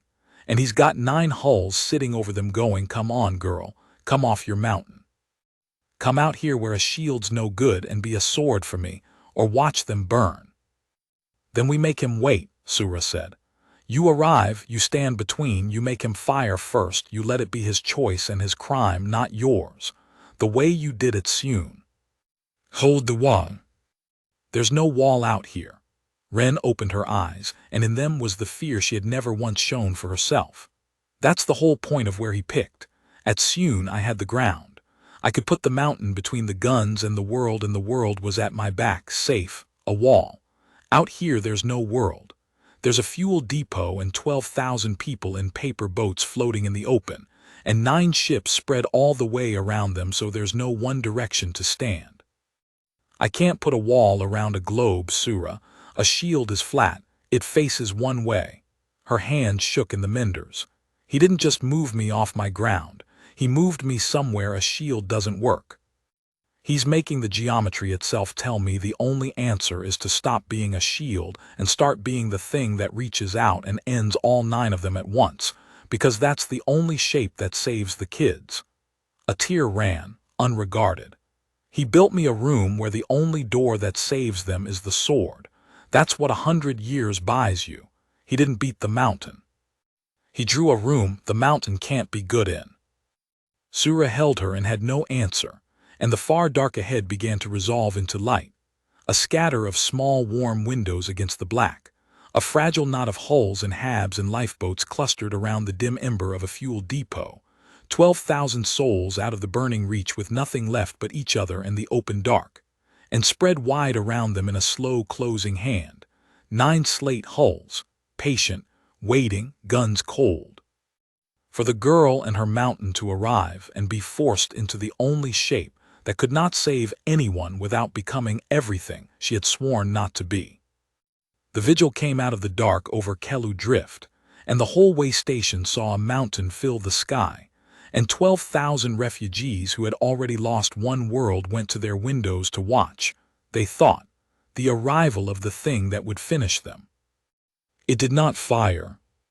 Sura would learn later what those 4 hours of terror had looked like from the inside of the drift, the 9 hulls arriving at dawn, the broadcast demand, the countdown, the long helpless hours of a defenseless station waiting to be made a hostage. And then a second thing had come out of the dark, bigger than the hulls, bigger than the depot, bigger than anything the refugees had a name for, and it had crossed the whole face of their sky and stopped and hung there, vast and quiet and terrible, and done nothing. Just hung, between the scatter of paper boats and the nearest of the slate hulls, an impossible dark cliff of 100,000-year-old metal, and waited, the way a thing waits when it has decided the next move will not be its own. "He's hailing," Ren said. Her voice was almost gone now. Sura had her half-cradled on the theater floor, both of them below the viewport, the menders' 4 hands doing the slow work of keeping a body alive around a mind that was mostly elsewhere. "Guess I run. He wants to talk where everybody can hear. He wants an audience for this." Her cracked lips moved. "Let him put it through. I want them to hear it too, the kids. I want them to hear exactly what the choice is. A breath.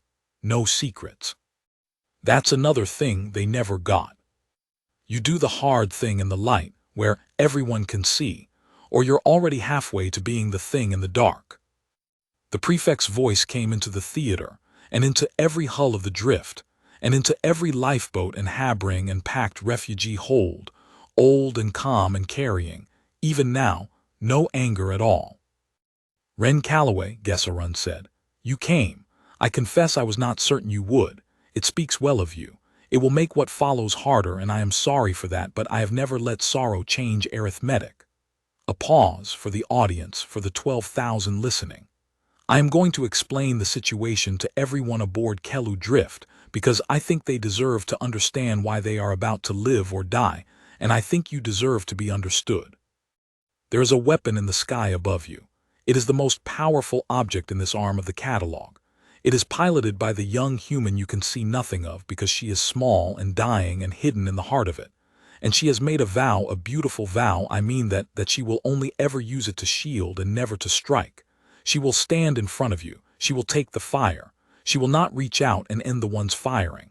His voice did not rise. "So I am going to fire on you. Not on her, she is unkillable, she has a mountain. On you, on the depot first. Then the habrings. Then the holds. And her shield faces one way, and there are 9 of me spread all around you, and she cannot cover the whole sphere of you at once.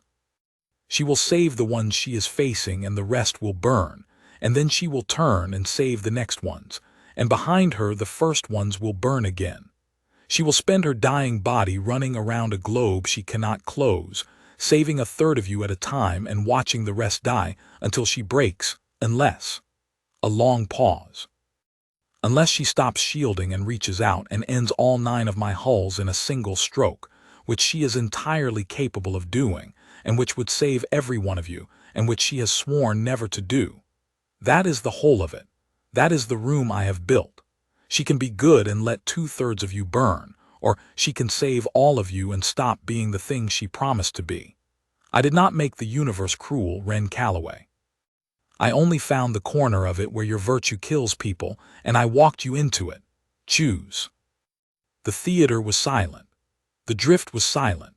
12,000 refugees held their breath in the dark, and a dying girl lay on the floor of a war god with a mender's hands keeping her heart going, and above them all a mountain hung between the paper boats and the slate hulls, and waited on the one small conscience at the heart of it to answer the oldest question its makers had ever failed. "Sura," Ren's voice was barely there, "I need you to do the hardest thing I've asked you yet." "Anything. When I do this, it's going to try to take more than I've got, and you're going to feel it. And every mender instinct you have is going to scream to pull me back, to cut it off, to save the body." Her cracked hand found the menders.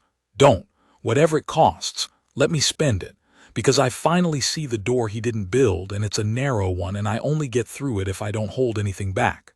A breath. Promise me you won't save me until it's done. Promise me you'll let me pay for it."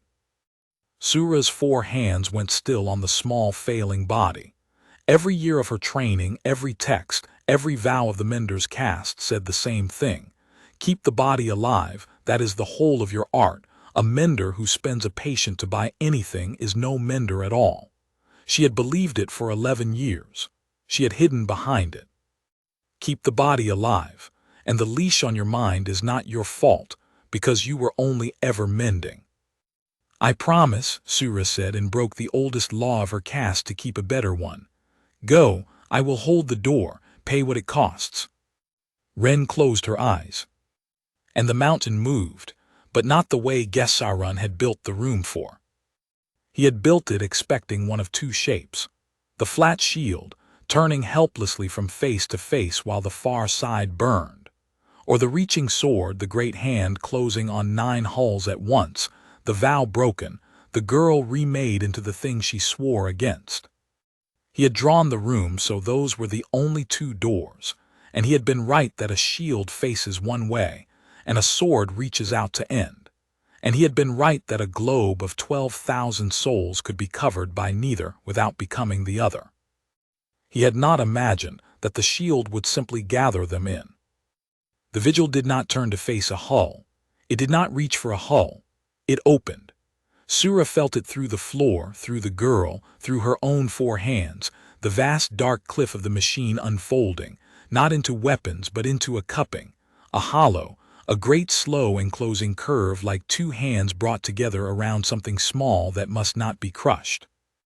And it reached out across the scatter of paper boats, not to strike them, not to grip them, but to draw them, gently, on a tide it made in the dark itself, every lifeboat and habring and packed refugee hull sliding inward toward the opening body of the war god, and in. 12,000 refugees who had come to their windows to watch their death arrive saw the mountain open like a flower made of 100,000 years of patience, and felt themselves lifted, not seized, lifted, the way a mender lifts a patient who cannot lift themselves, and carried, boats and all, out of the open dark where 9 guns had them, and into the deep sheltered hollow of the thing that had only ever wanted to stand between. "He spread you out where a shield couldn't cover you," Ren breathed, and the words cost her and she spent them. "So I stopped covering you.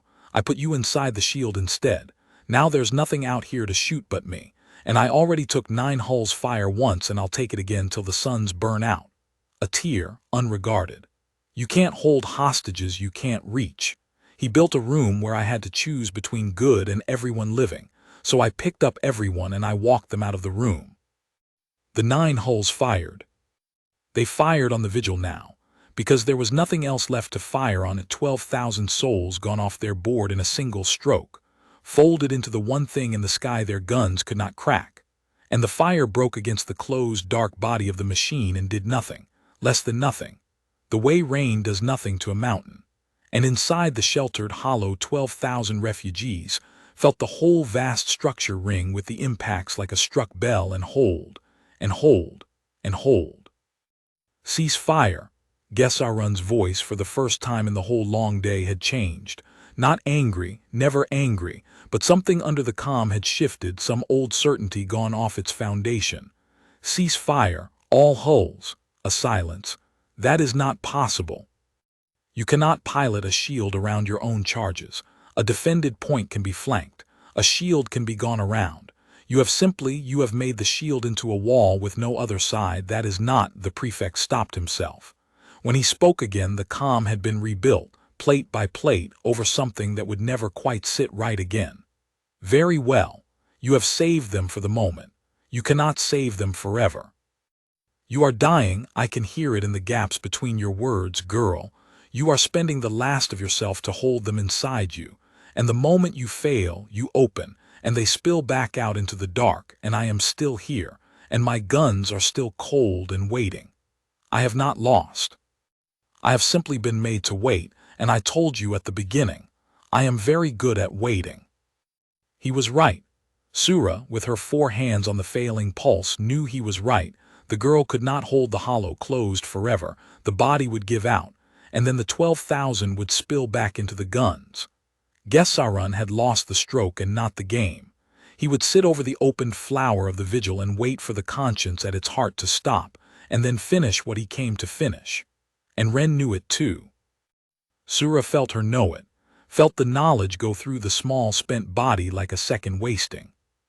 "He's right," Ren whispered. "I can't hold you all inside forever. I'm almost gone, Sura." I can feel the bottom coming up. Her eyes opened and found the menders, and there was something terrible and clear in them.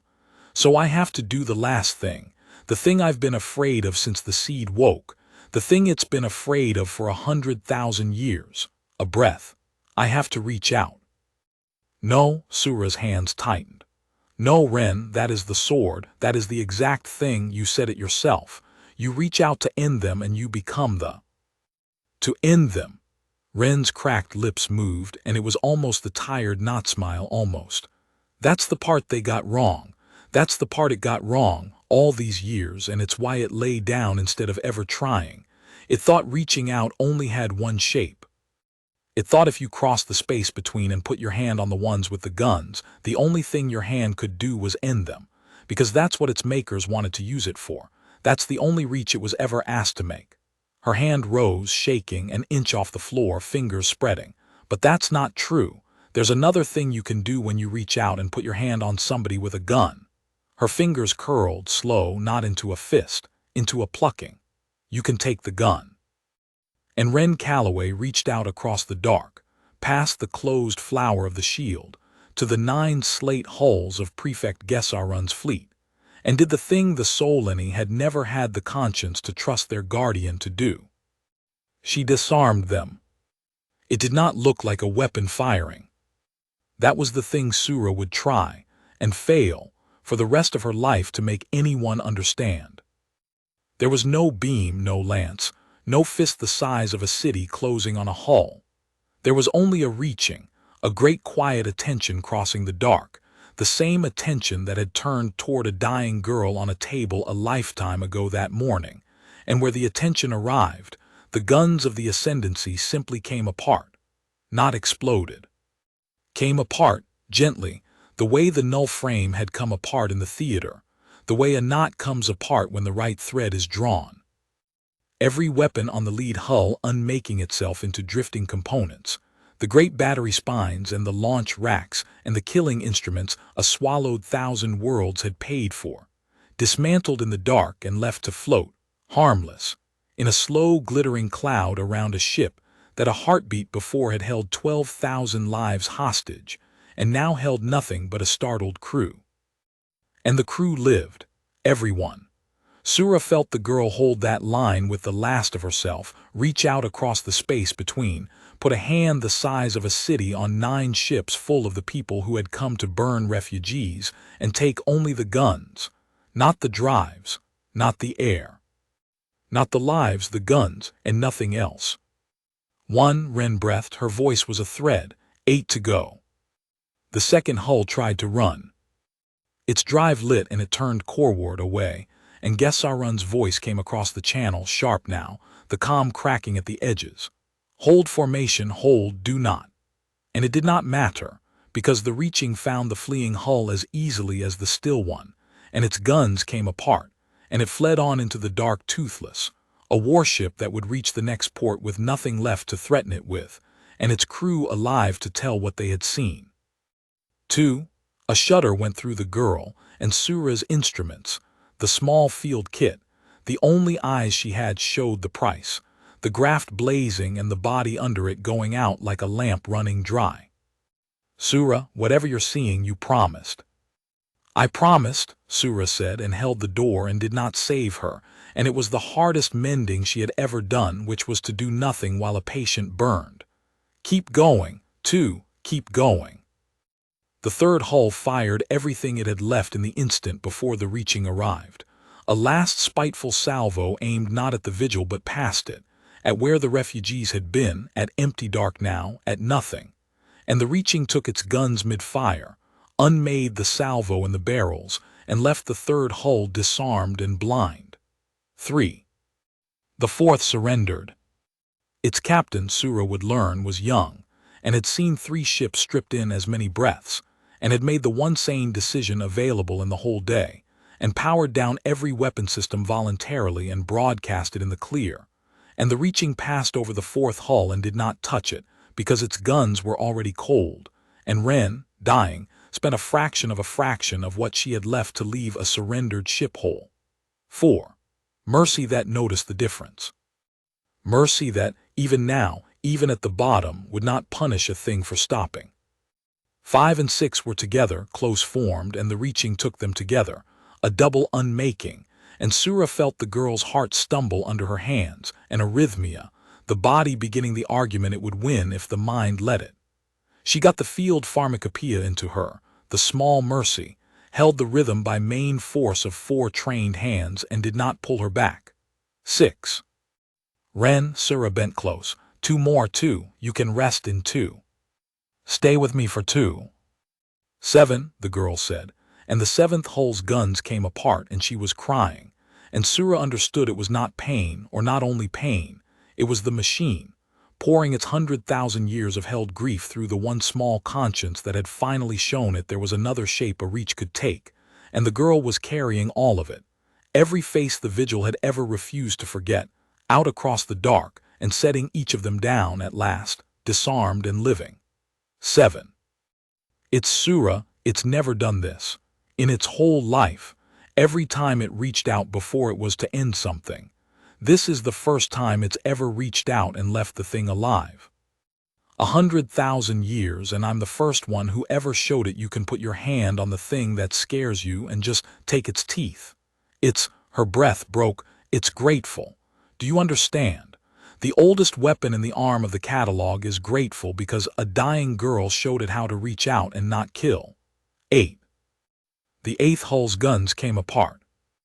And then there was only the flag. Prefect Gesarun's flagship hung alone over the empty place where 12,000 hostages had been, its 8 companions drifting toothless in a slow, glittering ruin around it, and it had not fired, and it had not run, and it had not surrendered. Sura, on the theater floor with her hands full of a girl who had almost nothing left, felt the whole day narrow to the space between the war god and the old Karuni, and knew that here, at the end, was the last door, and that the girl had one reach left in her, and no more. You have made your point. Gesarun's voice was very quiet now. The calm was still there, but it was the calm of a man standing on a shore watching the tide take everything he had built, choosing the manner of it because he could no longer choose anything else. 8 hulls disarmed, 12,000 saved, a shield that gathers, a reach that takes only teeth. It is elegant. I did not think it was possible. In 100 years of this work I built a room I was certain had only 2 doors, and you found a 3rd, and I am old enough to know that is the rarest thing a mind can do. A pause. So I will give you the truth as you have given it to me all day in the light where they can all hear. I cannot let you leave here having won, not because of these refugees. They were never the point, they were the room.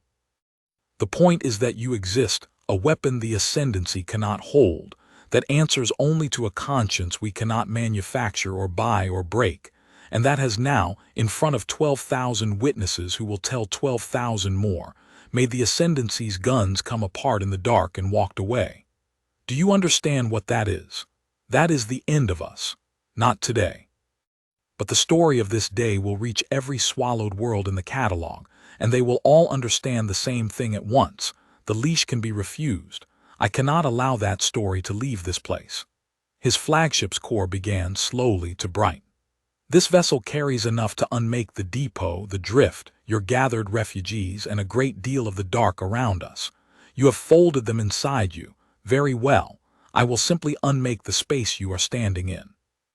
You cannot disarm this. It is already lit. It is not a gun. It is a certainty, and it will finish in the time it takes me to say so.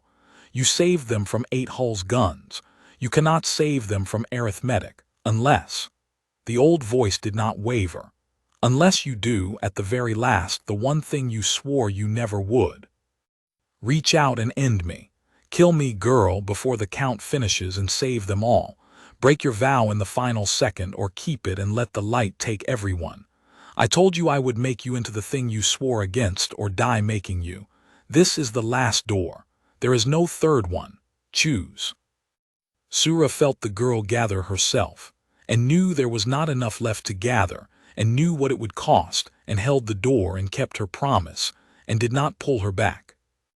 Ren Calloway reached out one last time across the dark, to the brightening core of the flagship and the old Koruni at the heart of it, and Sura braced for the ending, the killing stroke, the vow broken in the last second to save the 12,000, the sword at last. And the girl took the teeth. She did not end him. She reached into the certainty he had lit, the unmaking already running, the thing he had sworn could not be disarmed because it was not a gun, and she disarmed it anyway, the way she had disarmed everything else, gently, thread by thread, drawing the knot apart in the dark. The brightening stopped. The core went quiet.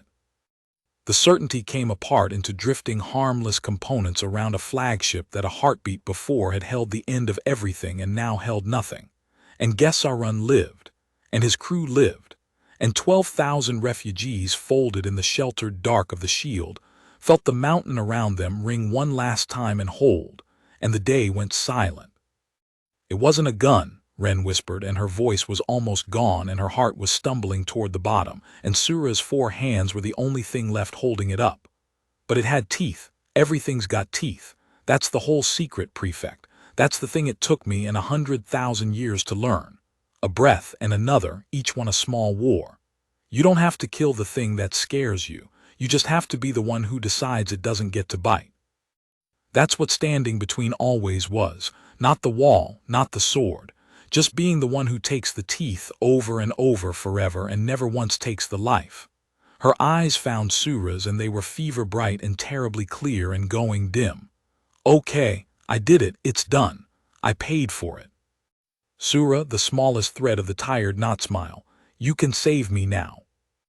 And her heart hit the bottom and stopped, and Sura Vale broke the last of her caste silence and screamed a prayer to an outlawed god, and put all 4 hands to the ruin of the best thing she had ever mended and fought.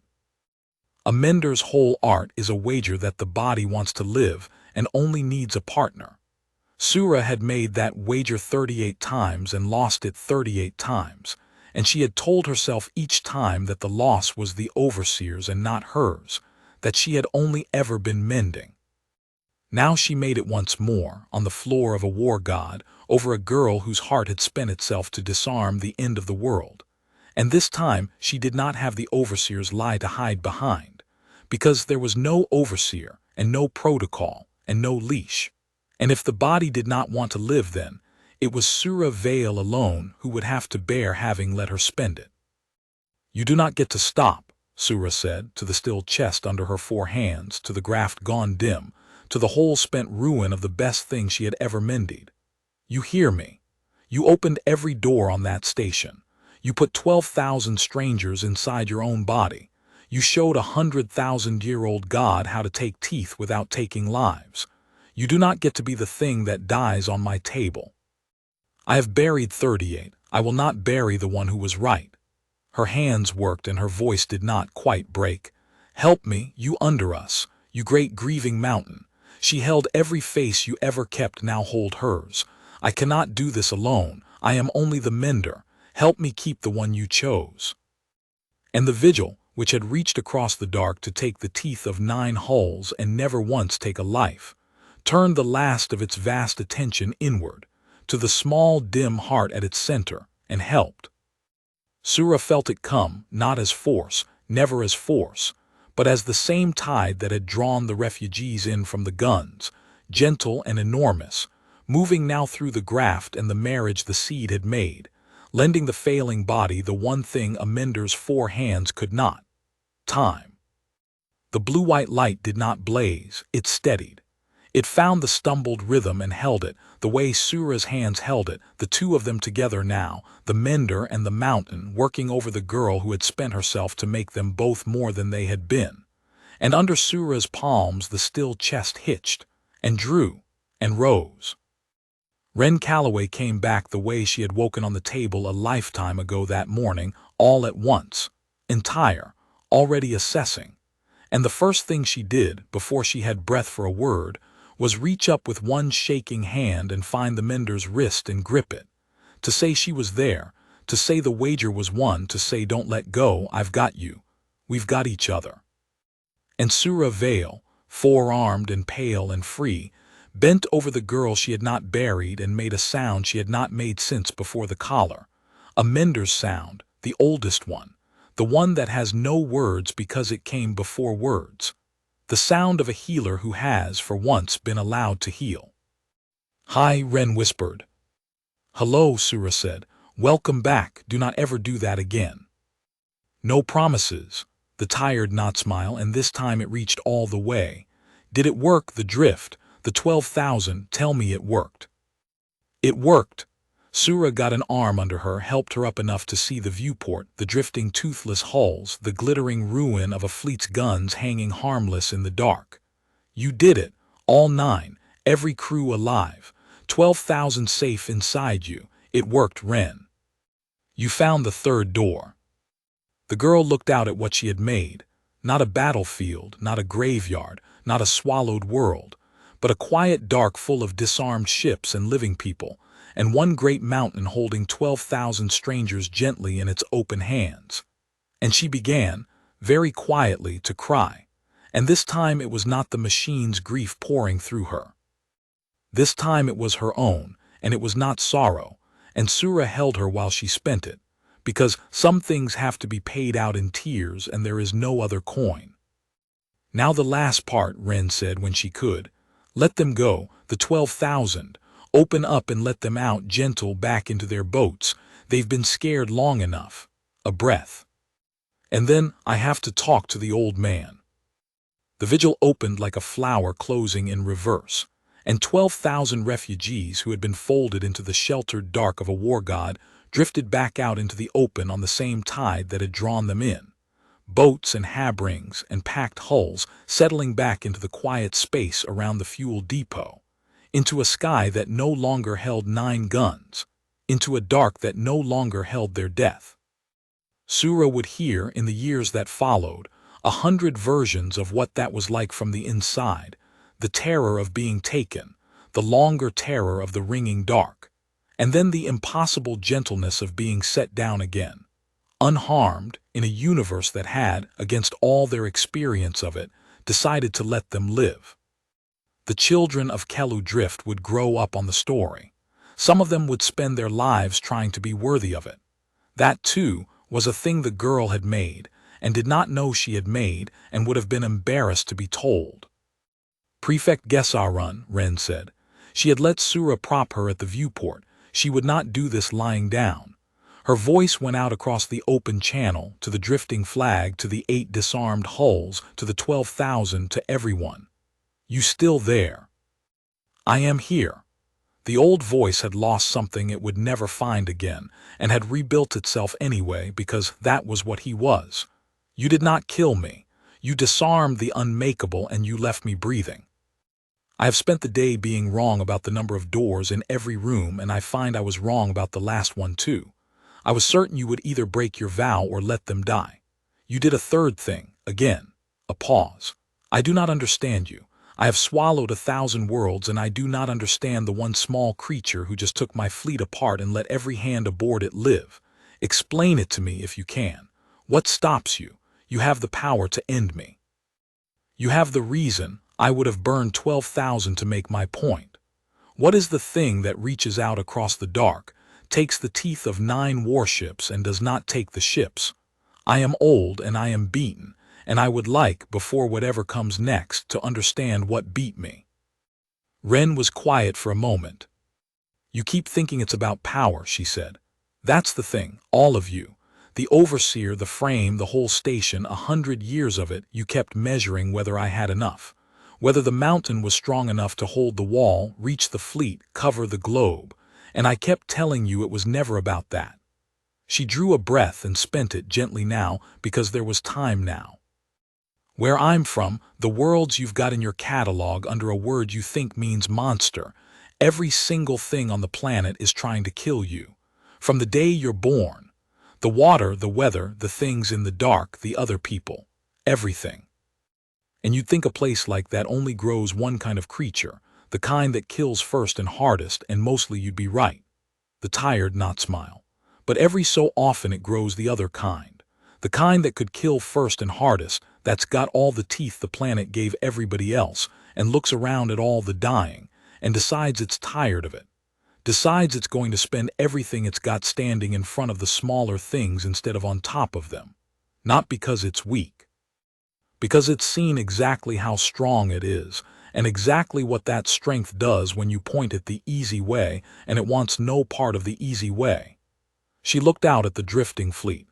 That's not something you can manufacture, Prefect. That's not a leash you can find. It's the thing that machine waited 100,000 years for because its own makers had it and then couldn't stand being refused by it. It's just a creature that's strong enough to be cruel and decides, over and over forever, to be a shield instead. A beat. You didn't lose to a weapon. You lost to somebody who was never going to become you no matter how good the room you built. That's all. That's the whole answer. I'm sorry it took you 100 years and a fleet to hear it. The channel was silent for a long time. I surrender, Prefect Gesarun said at last, and there was, at the very bottom of the old voice, something almost like relief. Not to your weapon, to your point. It has reached me in the light in front of witnesses as you intended. I am too old to unlearn 100 years, but I am not too old to know when a thing is finished, and this is finished, not this day, this thing, this century of leashes. You have disarmed more than my guns, girl. You have disarmed the story we told ourselves about what we were holding down here at the edge. It will not go back in the ground. A pause. Do with me what you will. I find I no longer very much mind. I'm not going to do anything with you, Ren said. That's not what this is. She let it land. Get your people home. All 8 ships, all the crews, the depot, the drift, everybody goes home. You go tell the Ascendancy what you saw, tell it exactly. Don't soften it. And then you tell them the only thing I actually want them to know. Her voice did not rise. It did not need to. It went out across the whole quiet dark and every soul in it. There's a shield now. It answers to the Hera worlds and to nobody else, and it doesn't want your fleets or your worlds or your leashes, and it will never, ever come to your door unless you go to somebody smaller's door with a gun. Then it'll be there, not to burn you. To take your teeth and stand between and send you home breathing and toothless in front of everybody, again and again forever, until you get tired of being disarmed in the light. The tired not smile, out into the dark for everyone. That's the whole deal. That's the only deal there's ever been. Go home, Prefect. And tell them the between is watched now. The 8 hulls limped home toothless, and the 9th carried a beaten old man who kept his word, and the story went out ahead of all of them faster than any drive could carry it. It went out the way the true stories always go, not through the Ascendancy's channels but under them, in the packed holds of refugee hulls and the mess decks of disarmed warships, and the quiet places where people who have seen something too large for the official record tell each other what they saw. 12,000 souls off the burning reach told it. 9 crews who had watched their guns come apart in the dark and lived told it. And in the telling it did not become a story about a weapon, which is what Gesarun had feared, and what the Ascendancy would have known how to answer. It became a story about a shield, about a small dying creature from a world the catalog called a monster cradle, who could have burned a fleet and instead took its teeth and sent it home breathing in the light in front of everyone. That was a story the Ascendancy had no answer to at all, because you cannot frighten people out of hope with the news that mercy is stronger than they thought. Sura watched it spread from the one place she could watch anything now, which was wherever Ren was, because she did not leave her.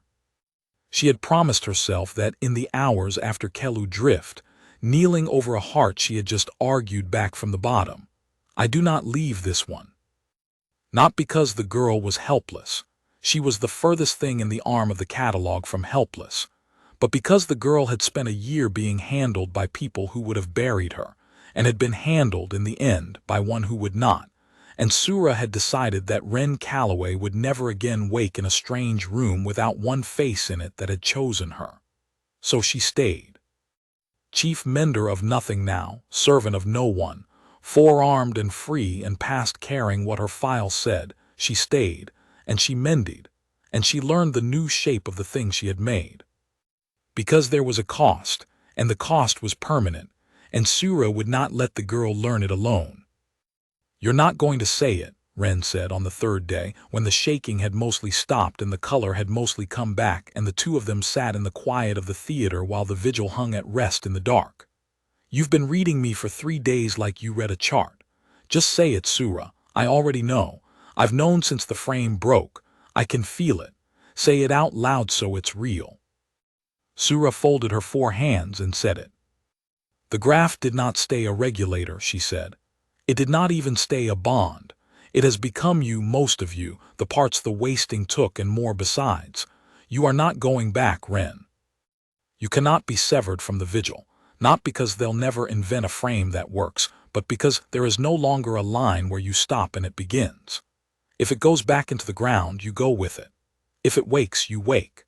You will not sicken and you will not easily die, and you may not age the way your people age. And I do not know what that means. Over years I will not live to see, and neither will you, and neither will anyone, because it has never happened before." She kept her voice steady, the mender's voice, delivering the truth about the body before opening it. "You wanted to be small, nobody's asset, a survey error at the edge of the catalog. And instead you are bound for the rest of a life we cannot measure to the oldest weapon in the arm, and you will never be simply a girl again. That is the price. You paid it in the theater when you told me not to save you until it was done. I let you pay it. I keep my promises." A pause, and then the harder truth, the one under the clinical one. "I am sorry. And I am not sorry because the alternative was a world without you in it. And I have seen that world. I buried 38 pieces of it, and I will take this one, whatever it costs, every time." Ren was quiet for a long moment, looking out at the dark, at the mountain that was her now, or that she was. "I always figured I'd die on that table," she said. "For a year. Every time they wheeled somebody out I did the math. I wasn't scared of it exactly. I was just tired, and I figured tired was how it ended." She turned, and the tired not smile was there, and under it something that had not been there a year ago, something the year had not managed to take. "And instead I get this. 100,000 years of somebody else's grief to carry, and a job standing between forever, and I can't ever go home and be small again. A breath. You know what the strange part is?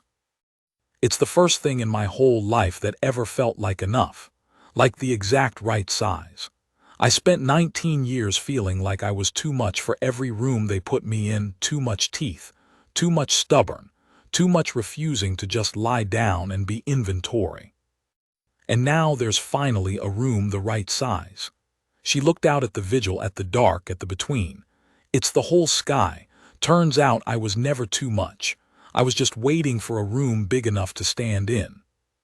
Sura had no answer to that, and did not try to make one, and the two of them sat together in the quiet, the mender and the shield, while far away the story of what they had done kept spreading under the Ascendancy's floor like water finding every crack.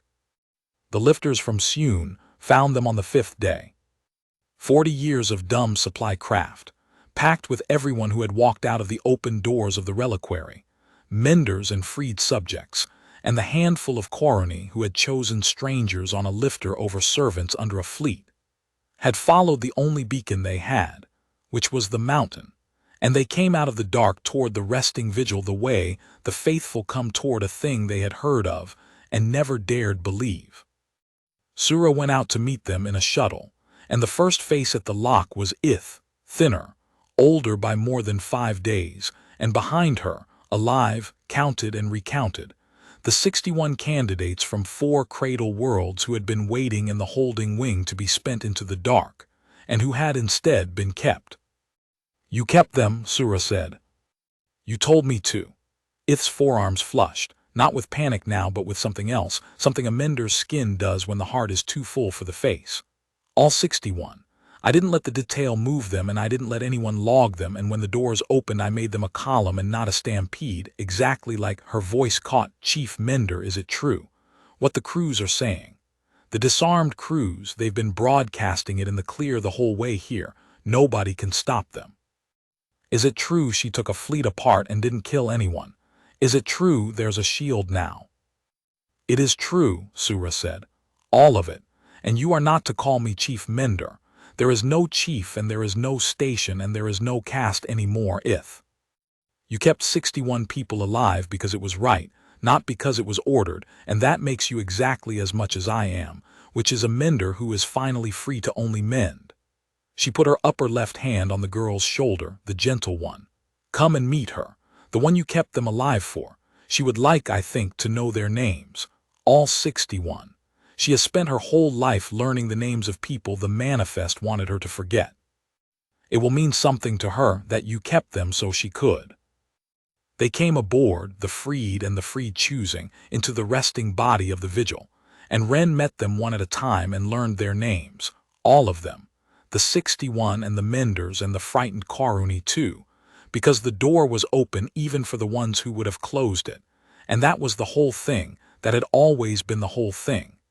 And when she was done, she told them the only thing there was to tell them. You're not candidates anymore, she said. There's no seed coming. It only ever wanted one and it's got one, and I'm not letting anybody put that glass in another one of you ever. You're free. That's the confusing part, I know. I spent a year being inventory and it took me a while to believe it too.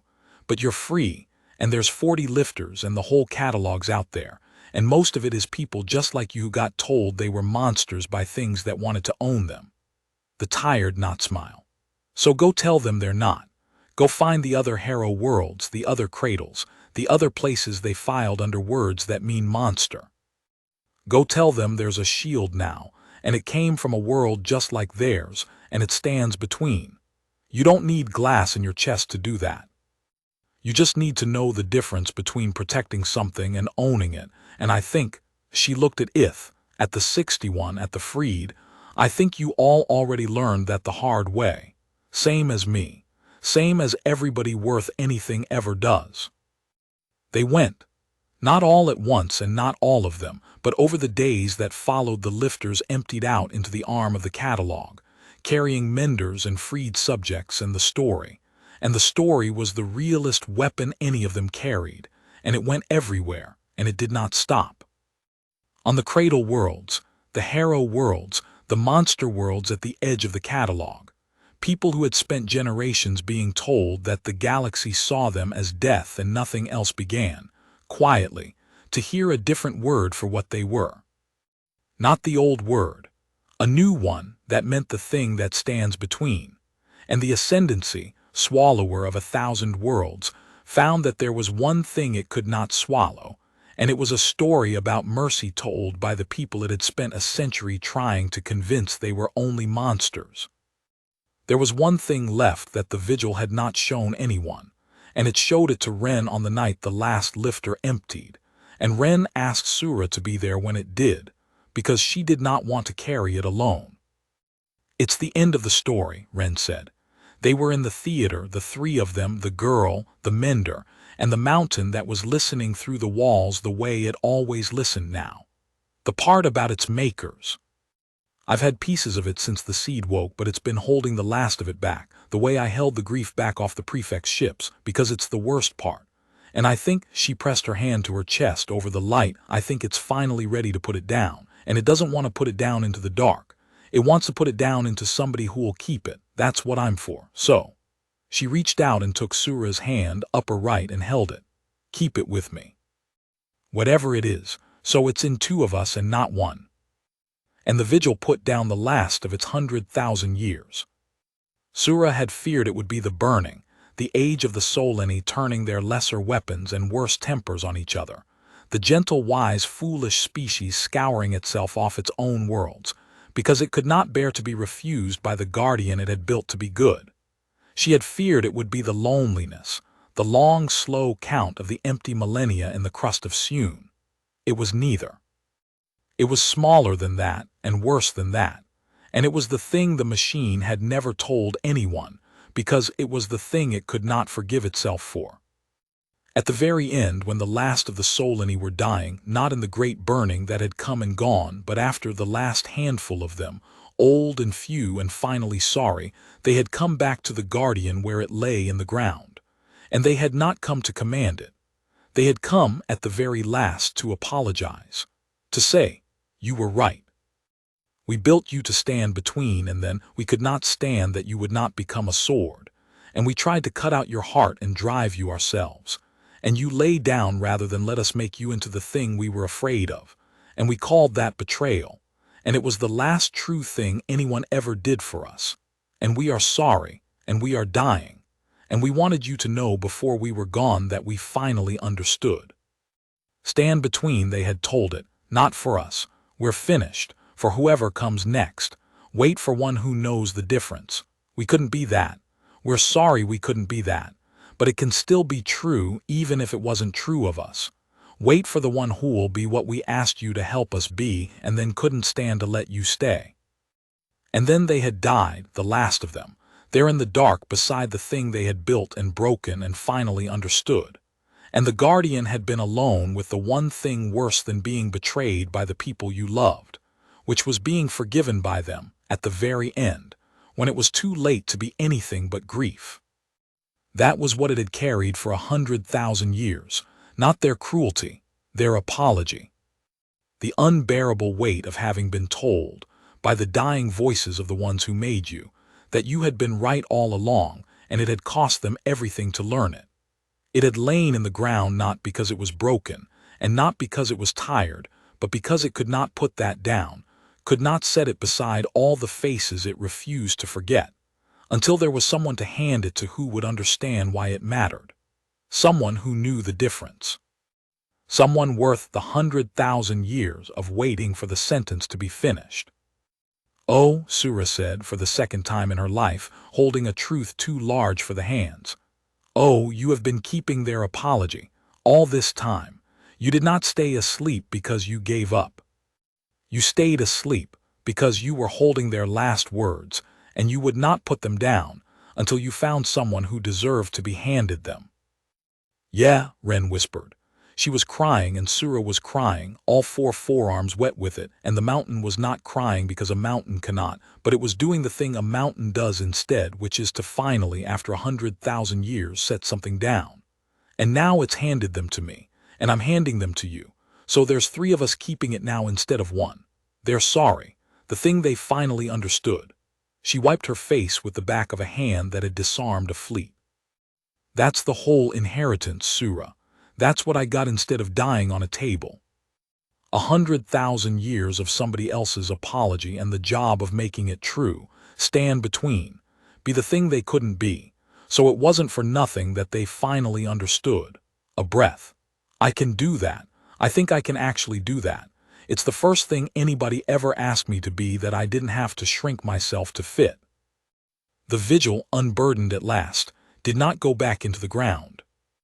That was how Sura knew the grief had truly been put down, because for 100,000 years the machine's whole desire had been to lie back down and sleep, and now, held up in the dark by the small living conscience at its heart, it did not want to sleep anymore. It wanted to watch. The difference was in everything, in the way it hung in the dark, in the way its vast attention had turned outward for the first time since its makers died, not inward on its grief, not down toward the ground, but out across the arm of the catalog, toward all the small doors that things with guns might come to. It was awake. It was going to stay awake. It had waited 100,000 years to be handed a reason, and it had been handed one, and it was not going to waste it sleeping. The first call came before they had even decided what to call themselves. Sura would remember that they had not yet worked out what they were, whether it was a duty or a life or a haunting, whether Ren was a pilot or a prisoner or a saint or just a girl who could not go home. And while they were still not knowing, the dark told them what they were by needing them. A signal, faint, under the Ascendancy's floor. In the old refugee channel the disarmed crews had left open. A cradle whirled at the edge of the catalog, filed under a word that meant monster, and a slaver crew hanging over it with the guns to take what it wanted, because the story of the shield had not reached that far yet, because the arm was wide, and the word traveled at the speed of frightened people and no faster. There, Ren said, and she was already listening, already half poured out into the dark toward a door she had never seen with a gun in front of it. That's ours, that's the deal. Somebody went to a smaller's door with a gun. She looked at Sura, and the tired not smile was there, and under it the thing the year had not taken and the machine had not taken and nothing was ever going to take. You coming? It's 4 hours out. I'll need a mender the whole way. And when we get there, I'm not going to kill anybody, and it's going to cost me, and you're going to want to pull me back before it's done, and you're not going to because you keep your promises. She held out her hand. Come stand between with me. There's a whole sky of doors and only one of us, and I could really use somebody who knows the difference riding along.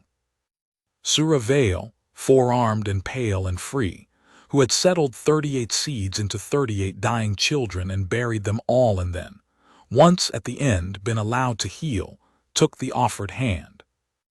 I am coming, she said. I am your wall while you are everyone else's. That has not changed. It is not going to change.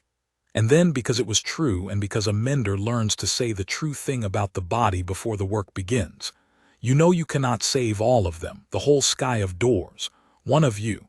You are going to arrive too late to some of them. You are going to carry that too, on top of the 100,000 years. I know, Ren said. That's the last thing it showed me. That the between is bigger than any one shield, and you lose some of it no matter how fast you fly, and you carry the ones you lose forever, same as it carries the faces. She closed her hand around the menders, all 4 hands now, the small human grip and the 4-armed one, the shield and its wall. But you go anyway. You reach the ones you can reach, and you take their teeth and you send them home breathing, and you learn the names of the ones you saved and the ones you didn't, and you keep going forever, because the alternative is lying back down in the ground. And somebody finally taught this thing that lying down is just a slower way of letting the cruel ones win. A breath, and the mountain turned in the dark and pointed itself at a monster world's door where a gun was waiting. So we go.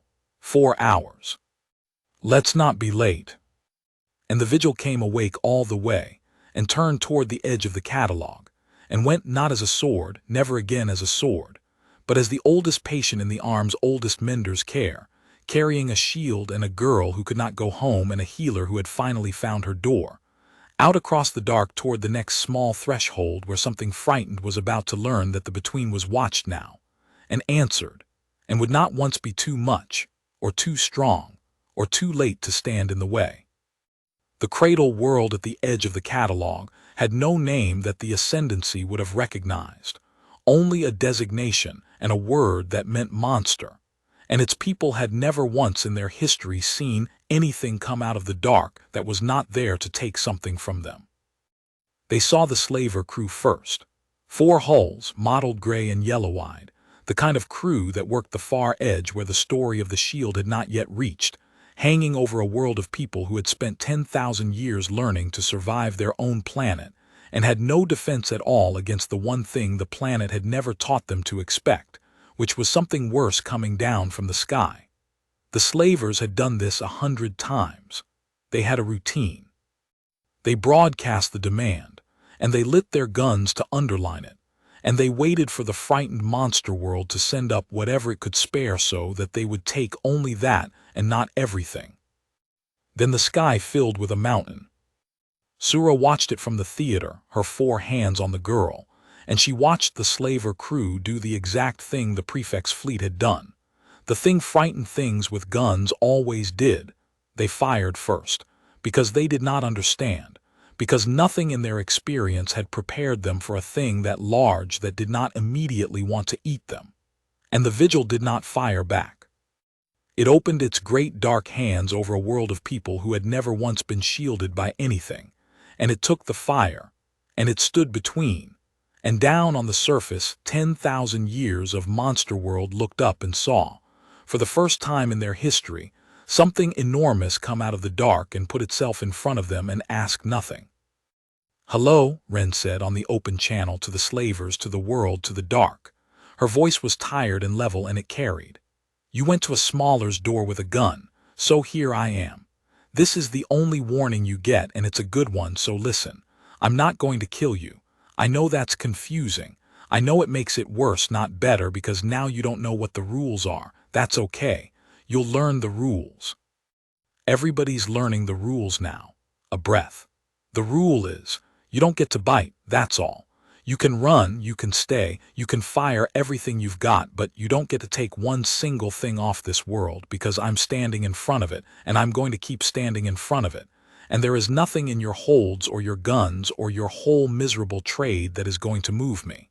So make it easy or make it hard. Either way, you're going home toothless, and you're going to tell everyone you know that the edge of the catalog is watched now. They made it hard.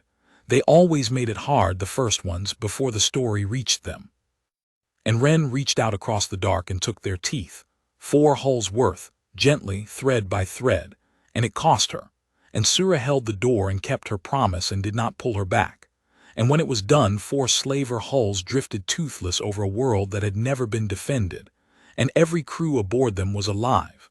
And 10,000 years of monster world stood on its surface and looked up at the thing that had stood between them and the dark and asked nothing, and began, slowly, to understand that the word the catalog used for them had never been the whole truth, because here was proof, hanging in their sky, that the thing at the top of a killing world could choose to be a shield. That's one, Ren whispered, spent gray, the tired not smile there under the exhaustion. Whole sky of doors, Sura, that's just one. Then we go to the next one, Sura said, and got the field pharmacopoeia into her and held the rhythm and did the work. After you rest, you will rest first. That is not the mountain talking, and it is not the girl talking. It is the mender talking, and the mender outranks both of you on the subject of the body. You will rest, and then we will go to the next door. And the next. And the next, Sura agreed. For as long as there are doors, and as long as I am alive to keep you breathing between them, and after that for as long as whoever I train to take my place is alive to do it, because I am going to train someone, Ren. A whole cast of them if I have to. Menders who ride along and keep the shield breathing. It is the first thing my people will do as free people that is only ours. 4 hands steady on the small failing and recovering body that would never simply be a girl again. You are not going to do this alone. That was the old way, the one place, the one conscience, alone in the ground for 100,000 years. That is over. You have a mender. You are going to have more menders. And the story is going out ahead of you faster than you can fly, so that someday, at a door like this one, you will arrive and find that you did not need to, because they will already know the rule, and no one will have come with a gun, because everyone will know the between is watched. She almost smiled, the mender's rare one. That is the goal, to make yourself unnecessary. It is the only honest goal a shield ever has. Years later, Sura Vale did not know how many, because she had stopped counting the way she had stopped counting most of the old measures, and because the girl who could not go home aged so slowly now that years had come loose from their moorings. She would stand at the theater viewport and watch a door in the dark that no one had come to. That was the thing she had not expected at the beginning in the burning years. She had expected the doors would never stop. She had expected a whole life, hers and the ones she trained after her, of racing across the arm from threat to threat, always too few, always too late to some of them, carrying the lost ones forever the way the mountain carried the faces. And there had been years of exactly that. But the story had gone out ahead of them, faster than any drive, at the speed of frightened people learning they did not have to be afraid, and one by one the doors had stopped opening. Not all of them. There would always be a crew too far out to have heard, a fool who thought the story was only a story. But fewer. Every year fewer. Because the thing about a shield that never becomes a sword, that reaches out across the dark and takes only the teeth, that sends the cruel ones home breathing and toothless in the light in front of everyone. The thing about it is that it does not conquer, and so there is nothing to rebel against, and no grievance to nurse, and no empire to inherit. There is only the growing, spreading, unkillable knowledge that if you go to a smaller's door with a gun, something will be there, and it will not hate you, and it will not spare you the humiliation of being disarmed in the daylight, and eventually it is simply not worth it anymore. Mercy, it turned out, was the one weapon that won by making itself unnecessary. Sura had buried 38 children in a theater on a dead world, in the years when she believed the leash was on her throat. She had learned since that it had been on her mind, and that a small dying creature from a world the catalog called a monster had cut it without even trying on the worst day of both their lives, by looking up from the table she was meant to die on and saying, "You don't have to." She watched the door in the dark that no one had come to, and beside her the girl who was not a girl anymore and had never been only a girl kept the quiet watch she would keep for longer than any measure Sura's people had. And below them, both the oldest thing in the arm of the catalog hung awake and content in the dark, holding its 100,000 years of faces and one apology, and a growing count of worlds that no longer needed shielding and stood between, and wanted nothing, and was, for the first time since its makers taught it grief, exactly the size of the thing it was for. "Quiet tonight," Sura said. Quiet most nights now. The tired not-smile had never left. It had only grown into the face the way everything true eventually does. "You said it years ago. Make yourself unnecessary. It's the only honest goal a shield ever has." She looked out at the door no one had come to, at the dark that had learned at long last to leave the small things alone. Turns out the scariest thing in the universe was never the one with the most teeth. It was the one that had them and knew it, and chose every single day to stand in the doorway and use them for nothing but keeping the door open. A breath, and the mountain turned its patient face toward the edge of everything, watching. "They kept trying to make me a weapon. I was never a weapon. I was just the one who finally stayed."